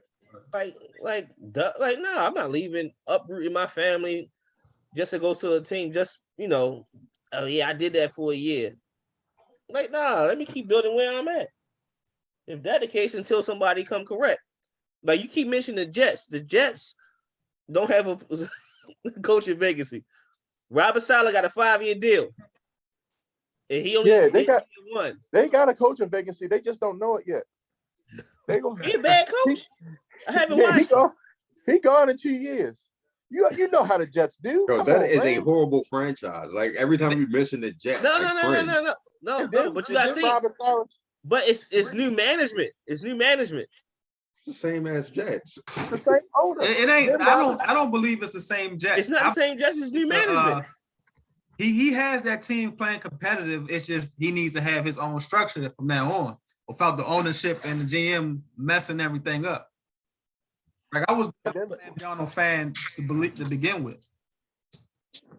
But the new GM didn't draft Sam Darnold. That's what I'm saying. Right. I got you. The GM, it's the new GM came from, huh? I was just about to say he drafted Zach Wilson, and I think Zach Wilson that's who the coach wanted. More like the what's the dude that got drafted first in the Watson in them draft. Look, he on a 2-year deal. Don't even know it. Yeah, he like Zach Wilson is equivalent to Mitch Trubisky. Like, he had one highlight play, and damn it, that's it. That's the one we're going to do. We're outthinking everybody. That's the guy we're going to go with. He reminds me of a Johnny Manziel without the craziness, because everybody goes off his workout, his combine, and all that. Yeah. I haven't seen you with a good defense in front of you in college, and you folded. So I expect to see some more. I hope I'm wrong. My best to keep race out of but we scout. I hope I'm wrong. We scout, though, and I didn't see it as Zach Wilson as the top pick. They won't say the Muslim man gone in 2 years, huh? 2 of them. Assalamu First of alaikum. all, almost. Yeah. First of all, a Muslim in New York, you are. First of all, you already know, and it's the Jets. No, it just all of that don't even fit well. I don't care. Don't I go don't care how together. long 9/11 been. It just don't fit well, and that's just what it is. Oh It's We're gonna man, be ignorant. We're gonna be canceled this show. I'm just saying, like this boy. Yo, my I dreams of a brand deal, my dreams of sponsors are going down the drain as we speak. But go ahead. Herb brought that up, yo. I did not. I'm just saying, it's just too much. I'm just looking at the toilet flush of my damn dreams of a brand deal for Sideline Talk. The official voice of like nigga, y'all ain't gonna be the voice of us talking like that. The views of me do not reflect the views of Sideline Talk, and that's not even a view. It was just an observation that all three of those things was at the same place. So That's funny. So I wanna like talk about the what's it called? The interview with AB and Brandon Marsh. I can't think of I'm Athlete. That's what it's called. I'm Athlete. I want to talk about that. And the reason I want to bring it up because I don't know if y'all seen floating around social media now. There's a meme. Well, there's a picture of Tyrese, Kanye West, and I can't think who the third person was. Will Smith. I posted on my IG stories. Yeah, so how it says a black man will open up, tell you how they feel, and then we laugh at them. Like, like they don't have a safe space to express himself mentally. And then we all, the whole thought process was AB had mental health issues. So what was your thoughts on that interview? And did y'all see the Brian Gumble one? The Real Sports one yet? Mm-mm. not fully. I saw some of it. Okay. All right. I gotta watch that. I watched the I Am Athlete with AB, and my immediate thought afterwards was, I understand the way he thinks and why he thinks the way he thinks. I think his only fault is he's a little closed-minded to the way the system is. But I also think he's aware of it in a way. And he's so comfortable with being him that he doesn't care if the system, if he's not playing by the system, if that makes sense. He says at the end of the day, and this is what stuck with me, he said at the end of the day, I can't go by what people think about me. I have to look myself in the mirror and say, did I stand on what I stand on? And he's standing on what he grew up through. He's standing on where he comes from. He made a great point. Everybody ain't from where I'm from. Where I'm from, we do this and that, this and that. And he's willing to stand on that no matter what it costs him. First of all, I think the whole ordeal is smart on his behalf to be. He's going to sue Tampa Bay, and he's going to get paid. They're going to settle, and he's going to get paid because Tampa Bay handled the situation correctly. So to say he's mentally ill is just, I don't know the word I'm looking for, but it's too easy to say that. He's not mentally ill. He's very smart. He's very smart, and he's very calculated in everything that he does. I would say intelligent more than smart. I think he's smart. I think that's just because he doesn't do what we would do in certain situations does not make him dumb or not smart. I think anybody who's willing to stand on what they want to stand on, no matter the circumstances, no matter the consequences, you can't call him dumb. He knows what he wants to do. He knows what he has to do, and he just does it. But to me, that would be intelligence. I agree with you. Everything you just said there. But I think that's why he's intelligent, because he knows what he wants to do. Now, is that the best decision? That's what will make it smart, and it's not. And that's where my issue was. The best decision for who though? For him, right? Well, let's dissect this. Are you finished? Because I wanted to go into my soliloquy about it before you.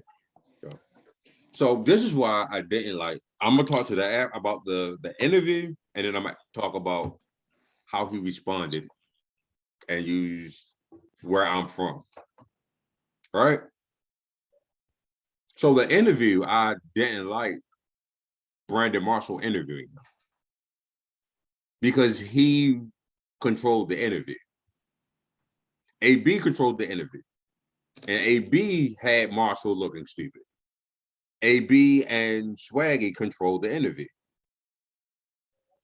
And both of them, to me, were very immature about how they were handling everything. Like everything was like they was chilling in a high school classroom. So to me, if you want an interview to go down and this is your name and this is your brand, have it be professional. I know you want it to be like a locker room, but still have it be professional and say what you need to say and not look belittled on your own show. Because they sitting there laughing at him. And he's like, oh, you would have went up close on him and all of that stuff. They was laughing at the nigga on his own interview. So my issue on the thing was, like I said, he's intelligent. He has the right to behave in a situation how he would. You have the right to do that. I think BA was wrong for going off of what AB said, knowing he was hurt, and it was like, get the fuck out of here and then do the cutthroat or whatever. He was wrong for that. But two people can be wrong. And I think AB was wrong for how he handled it, jumping off the field, making it a show. Throwing your pads, throwing your shirt, throwing your gloves. I thought that was wrong. Like you didn't enter. Like, why was that your reaction? You have the right to react that way, but why was that your reaction? And that's the type of interview and question that needed to be asked, but he was trying to be buddy-buddy with him. So the thing about being smart is this is a pattern for AB. So yes, he getting his bag by suing, but how much of his bag did he leave on the table where he leaves every place the same as that way? And not just the bag that he left, the bag that was supposed to be coming before or after what you just did to fuck up. Because you screwed up and got yourself suspended for a fake Vax card. You didn't need to. You didn't need a fake Vax card. For what? Why would you do that? You didn't need it. You got yourself suspended. And you fucked up your bonus. Not BA. BA said you had one chance. He gave you 3. You fucked that up.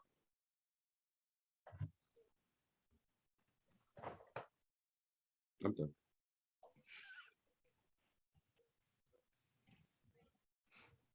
That's it. Like, to me, he didn't interview enough. That's why I was pissed off. You didn't get your answer? You didn't understand his answer to why he walked out? He answered like because this is how he will react, how he will respond, and where he's from. You're a grown ass man. We all on here from Baltimore City. We know that there's a way that people from Baltimore City handle things. And if we handled every situation, how people or the world views how people from Baltimore City, young black men from Baltimore City handle it, none of us would be here right now. We would be in the box or in the cell. I get what you're saying. You never walked off a job before? I have a way of quitting, but it's not going to look bad on me. So I'm never walked off a job? Never walked off a job? Yeah, I walked off a job, but I never. All right, so numbers actually on my way out the goddamn job. I never showed my ass on the way out. I get what you're saying. Because it's going to fuck up my future bag. You're never ever going to say that Allen did something to fuck up his bag. You will never ever be able in a position to say that. So that's the difference right there. And what I picked up from the interview, everybody said he messed it up with the money. He wasn't concerned about money. Because money ain't the end all be all with him. And he has plenty of it already. Is what he's mentioned. His concern, his thought process was just the principle of the matter and how he carries himself as a man. It was wrong how he did it, but that's his mindset. At the end of the day, I'm gonna carry myself as I'm not gonna sit there and fake like everything is okay when this man said, "Get the out of here, you're done here." I'm not gonna sit there and fake pout and act all buddy, and then we get in the locker room whoopty whoop. That was his mindset. Like, oh, well, I'm gone then. Right, I get it. He could have ran off the field with his shirt, on, just would grab a security guy and ran off, and been like, okay, what happened? But that's my point. That was my thing. Right. I was like, yo, if he just walks off, right? BA does that, and he just walks off.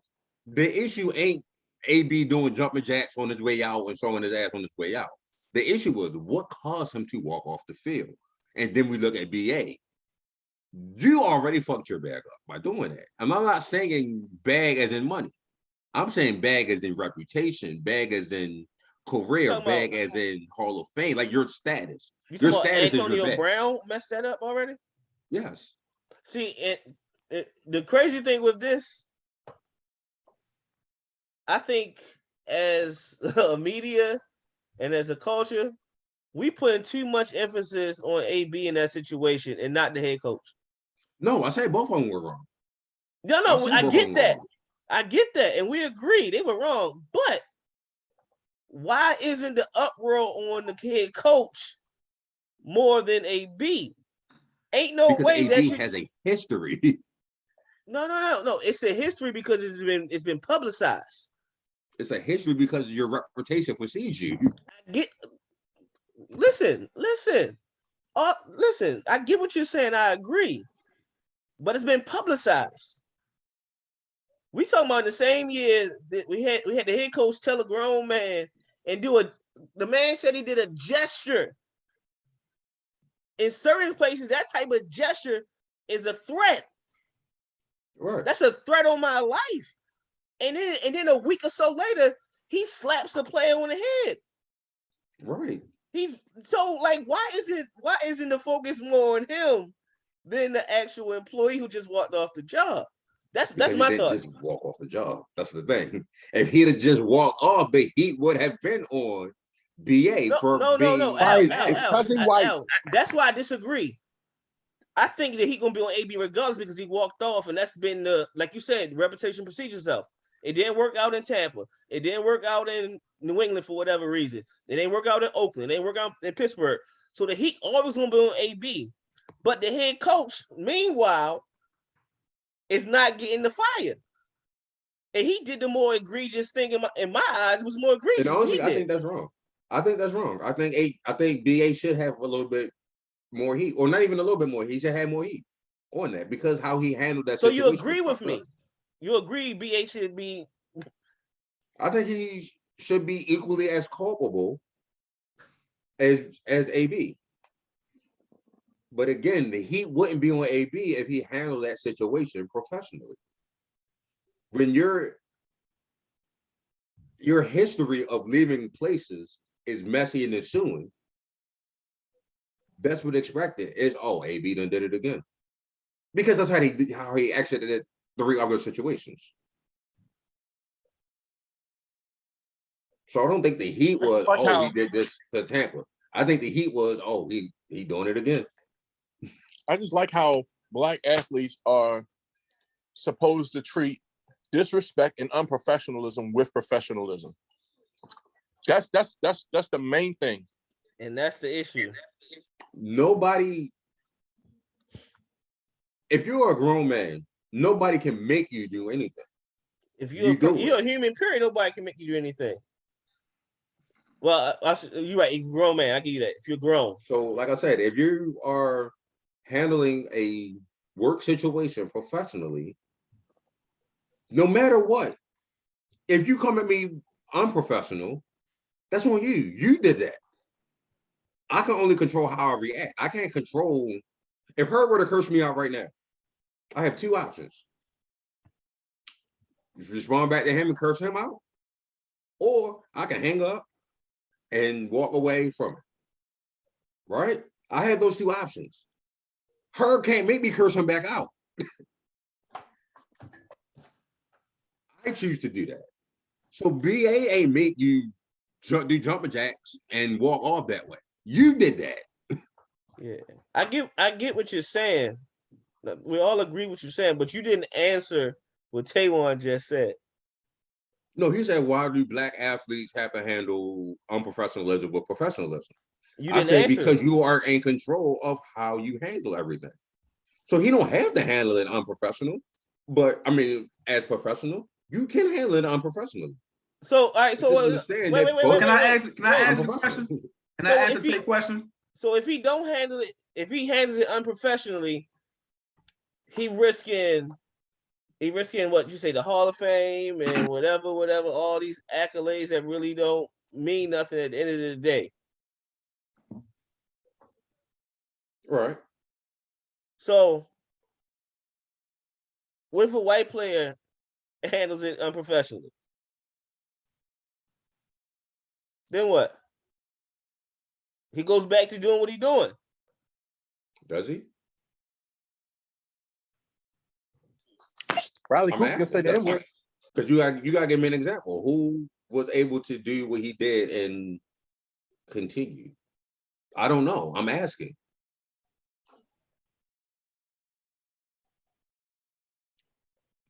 I think if Tom Brady were to handle a situation unprofessionally and did that shit going off the field, it would be heat on Tom Brady. Like, why the fuck would you do that? Like when he broke and he cursed out the Saints coach and he broke the tablet on the sideline. They was like, yo, why are you handling this like a baby? He got heat on that. Thanks for reminding me. You know what's unprofessional? And handling it the most unprofessional way? Cheating. Blatantly cheating. Let's take Josh McDaniels, for example. Cheated. You get a head coaching job after Spygate, right? When the team you was on got penalized for Spygate. You get a head coaching job in Denver, and this came from his own player at the time. If you need it, go back, watch the I Am Athlete with DJ Williams with Shady McCoy. So you're there, you're winning, and you're cheating again. You're cheating again. They suspend you, they fine you, whatever, right? What do? Just this week, you get another head coaching job. So in the end, it really ain't penalizing. Oh, you know what? You broke the rules. You broke the competitive rules. You cheated. I'm just gonna fine you. And you know what? You can get your job back. AB in this situation, no matter how great he is, ain't nobody gonna want to sign him back. I think they will sign him back. Who will sign AB now? I think there are teams. Fourth time. There are, like, his talent is worth the toleration. So I'm quite sure they will tolerate it. It just won't be tolerated. This is a league. This is a league where wide receivers can come in their first year and put up 1,800 yards on a rookie deal. You think they really gonna pay a 31, 33-year-old man who got baggage on another team? Come on, man. You know he done. With a pending lawsuit. He done. Right. Come on. No matter and not if he better than half the league anyway. So his position. I really want to hear. But a head coach who can cheat blatantly and get another job, yeah.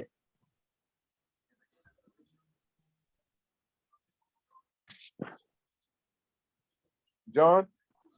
Now I want you to ask your question one more time for me so I decipher it and send it off to you.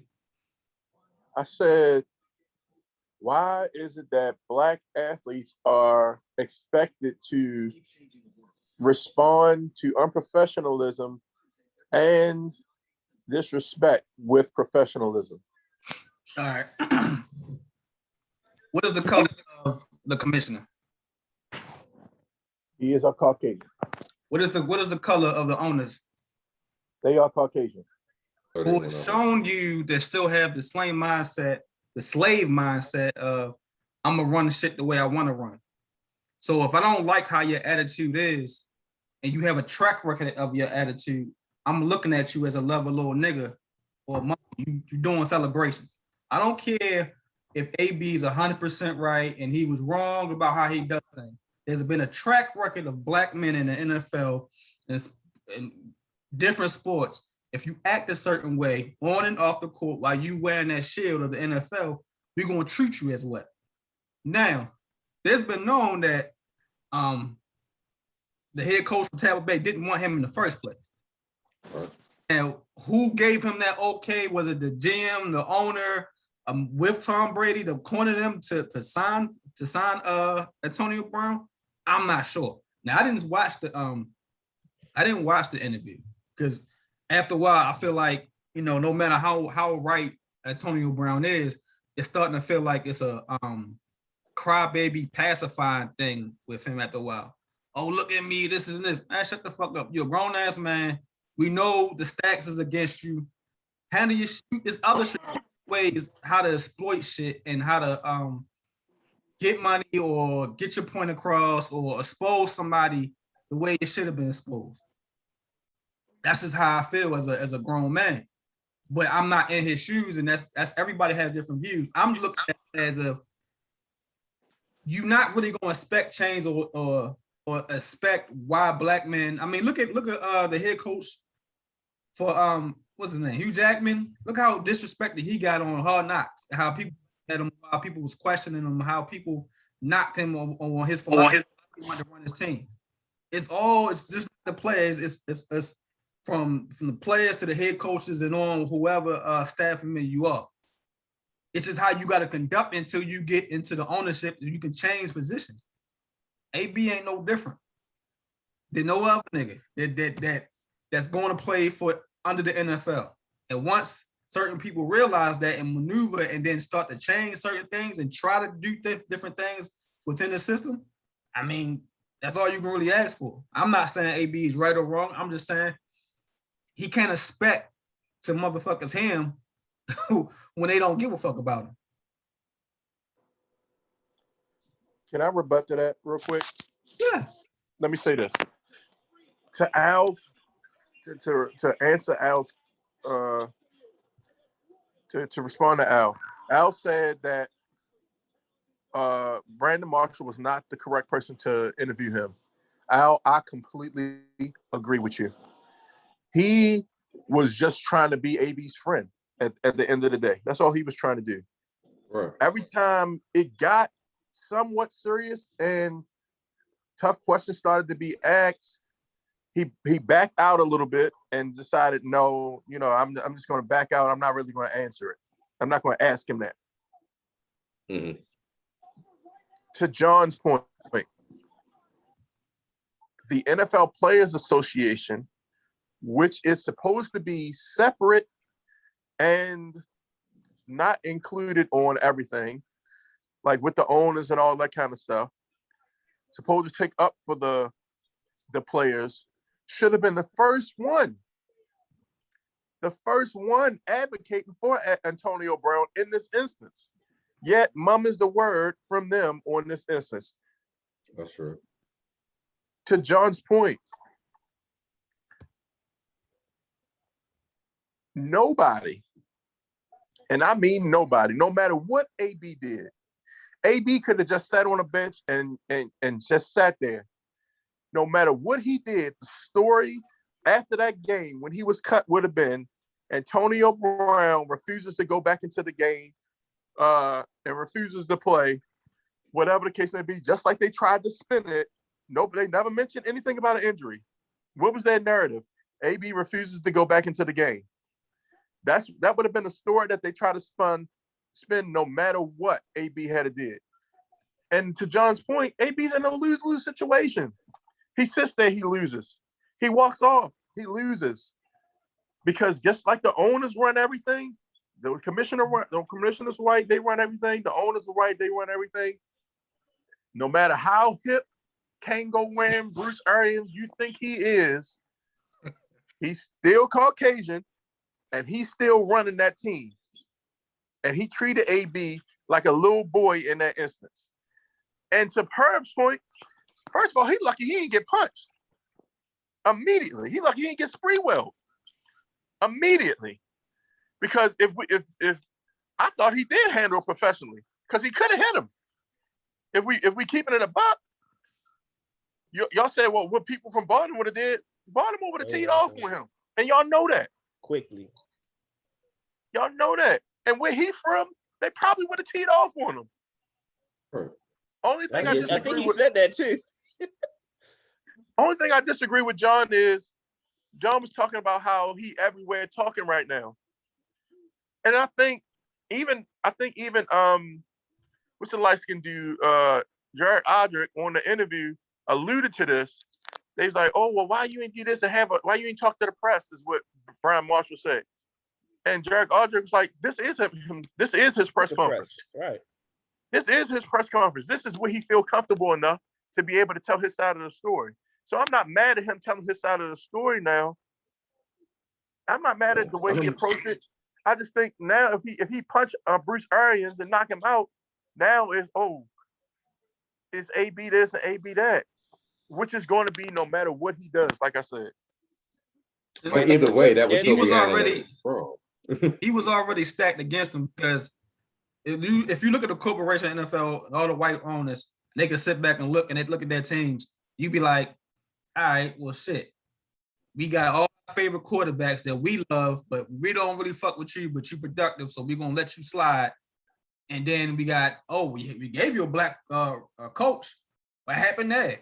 Oh, we gave you a good Derek Carr. What happened there? He was stacked against him regardless before a lot of shit was going against him. So attitude or not, antics or not, he was gonna lose regardless. I got you. Well, like I said, there was a couple of questions that I wanted asked, and like Taze said, in agreement, Brandon Marshall just did not control the interview enough. Like, I want to know what Mike Evans said. Well, we saw Mike Evans come over to you. What was that conversation about? What did y'all have if it was the injuries? When did you re-aggravate? Did you re-aggravate it when you got those 10 targets in Carolina when they tried to force feed you the ball then? Or did you re-aggravate it that game? Like, when was the re-aggravation? You knew BA didn't want you here. Why would you resign? If you're not worried about the bag. Like, there's a couple of questions that you need to ask if you're an interviewer and you're doing this interview. You need to have those prepped and ready. You can't let AB control the interview, because then you're not doing him a favor.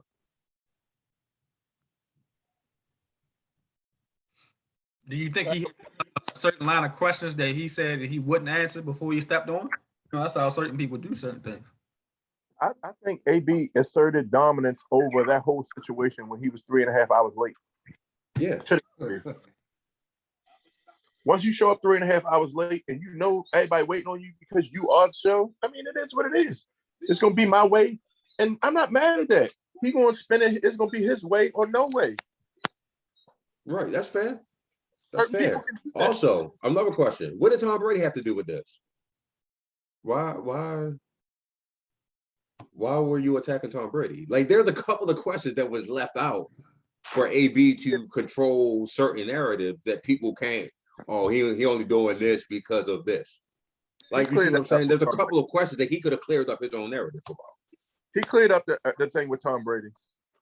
He mentioned that, he didn't have anything against Tom, and he was appreciative of Tom, and all that kind of stuff. But he also let it be known, and which is true. He said, yeah, I got to play with Tom Brady, but Tom Brady got to play with me too.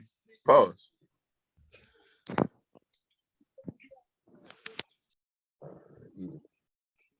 I got you. I didn't like that interview because of how it was conducted. I don't disagree with AB. I just think I think both people handled that situation wrong. That's all. Roland said, we all handle things differently. AB and Ben had beef because Ben kept calling players out on his radio show. AB was accused of sexual assault, suspended by the league, and told to be quiet. AB was insulted by a head coach who made it clear he didn't want him on the team, and then a season later told him to get the F off the field because he didn't want to play injured. The media wants to paint AB as a nut because people care about money more than respect and can't understand why AB doesn't. AB track record is longer than a CVS receipt. We won't be here all day trying to go down that ran rap shit. I get what you're saying, but you know what else is long as CVS receipt too? His bank account. That's so respect is what he values more. Then why did you resign and be put back in that situation where he already disrespected you when you signed? Because he loved football, I guess. And that's like I think, and then he mentioned that to get another Super Bowl. So they'll have a chance in Green Bay. They'll have a chance in Dallas. They'll have a chance in San Francisco. Why would you? They'll have a chance in Buffalo. They'll have a chance in LA.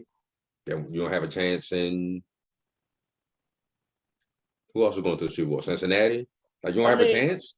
I mean, there's other teams. But if they ain't calling, then what? If there's only one team calling, that's what you got to answer. You just said matter of fact, and then Brandon I pay on my that. respect, right? We just said that. I want my respect. My respect is more important. So I'm not signing with somebody that don't want me. If my respect is that important, right? If my respect is that important, you don't get to disrespect me and then dictate my deal or my comings and goings. Well, I've already said that my respect is most important, not the bag, right? No, you just said it.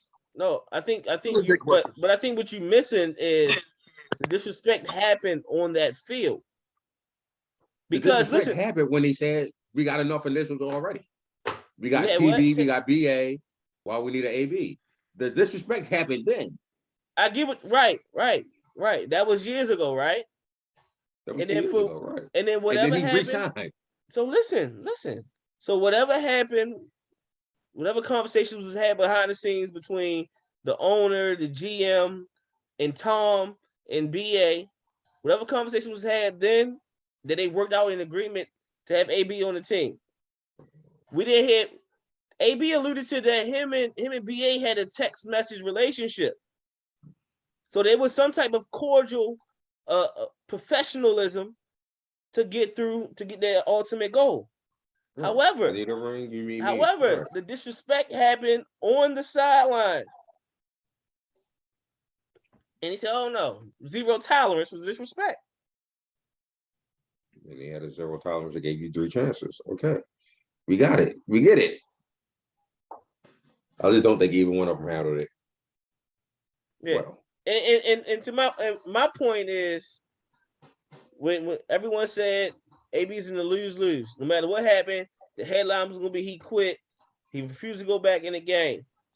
To this day, where is the headline that the coach made a threatening gesture to a player? Where is that headline? I thought I answered that already.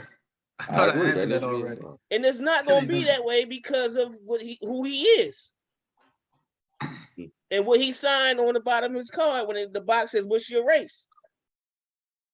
That's the real issue that the media won't talk about, because if you talk about that, it's going to mess with the money of the NFL. Okay. Agreed. I don't disagree. I don't disagree. I do not disagree. All right. We didn't spend enough time. Yes, sir. Oh. Well, we ain't gotta make no picks until next week, so we good. But the East West Shrine Bowl is this weekend. So, Thursday. Huh? Thursday night. Thursday night, right? Senior Bowl this week. Senior Bowl practices should be start to air tomorrow, right? Should be. I think. Yeah, I think they're doing measurements and all that today. Yeah, so what the hell? I can't remember names for shit. What is your name? If we need to go to the Senior Bowl practices and games and report it, but I am not even gonna attempt to say this name. Name Daniel F. Chill, boy, Lineman. shut up. No? Shut up. Shut up. John, Keep you tell me what you doing. I don't know, bro. Shut up. I can't believe I'm jinxing. Don't you put it up. Shut up. He's trash. My bad. Come on, man. Chill. yeah, y'all know it's too late. It's too late. He already said it. Right. Just because what happened in Philly happened, don't mean you got to bring that negativity. That's my bad. That's my bad. See, and that's why I ain't even mentioned it to y'all two. I showed John like a couple months ago, like, bro, look at Shorty right here. And we just been, damn. Y'all could have put it in a text or something. I thought I would have did. said it. In fact, I think I might have put it in the chat. Damn. Can you imagine? That's a wrap for that. Right, that's what I'm saying. Like, Ooh, is he? I was about to hit tape today. Like, yo, he in the Senior Bowl? He's at the Senior Bowl. Yeah. Oh Jesus. Yeah, It's John. a wrap for that. It's a wrap for that. Yeah, John. We got to get him late. Hopefully, it'll be another like. Never mind. I didn't want to speak on it. That's all right. We'll hit it up in the chat. We'll talk about it in the chat. All right, then. Definitely appreciate y'all. Love these conversations. Shout out to everybody that was watching on the live, everybody on Clubhouse, everybody who tuned in on Instagram as well. Definitely appreciate y'all and y'all opinions on the game of football. So continue to follow us on Instagram, Facebook at the Sideline Talk. What's the Clubhouse, John? I mean, Al. Sideline Talk. Just Sideline Talk. Straight Sideline Talk. Just search for the club Sideline Talk or the club Sideline Talk, and I open up this room on Monday at 6. I also have a WSLT where I DJ a room with some music. If it's Sundays, I'm playing my gospel music. Fridays, I have like old school hip hop going on in the middle of the day. I thought Thursday nights, I got Lyricist Lounge. So,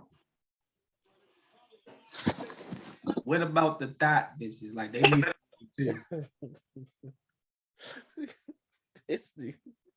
come through Clubhouse. Come through Clubhouse. You gonna have it Magic City Tuesday. I understand. Yeah, that's random shit. All right, man. Al, take us out. Be blessed, be productive, be more. We love you. We out.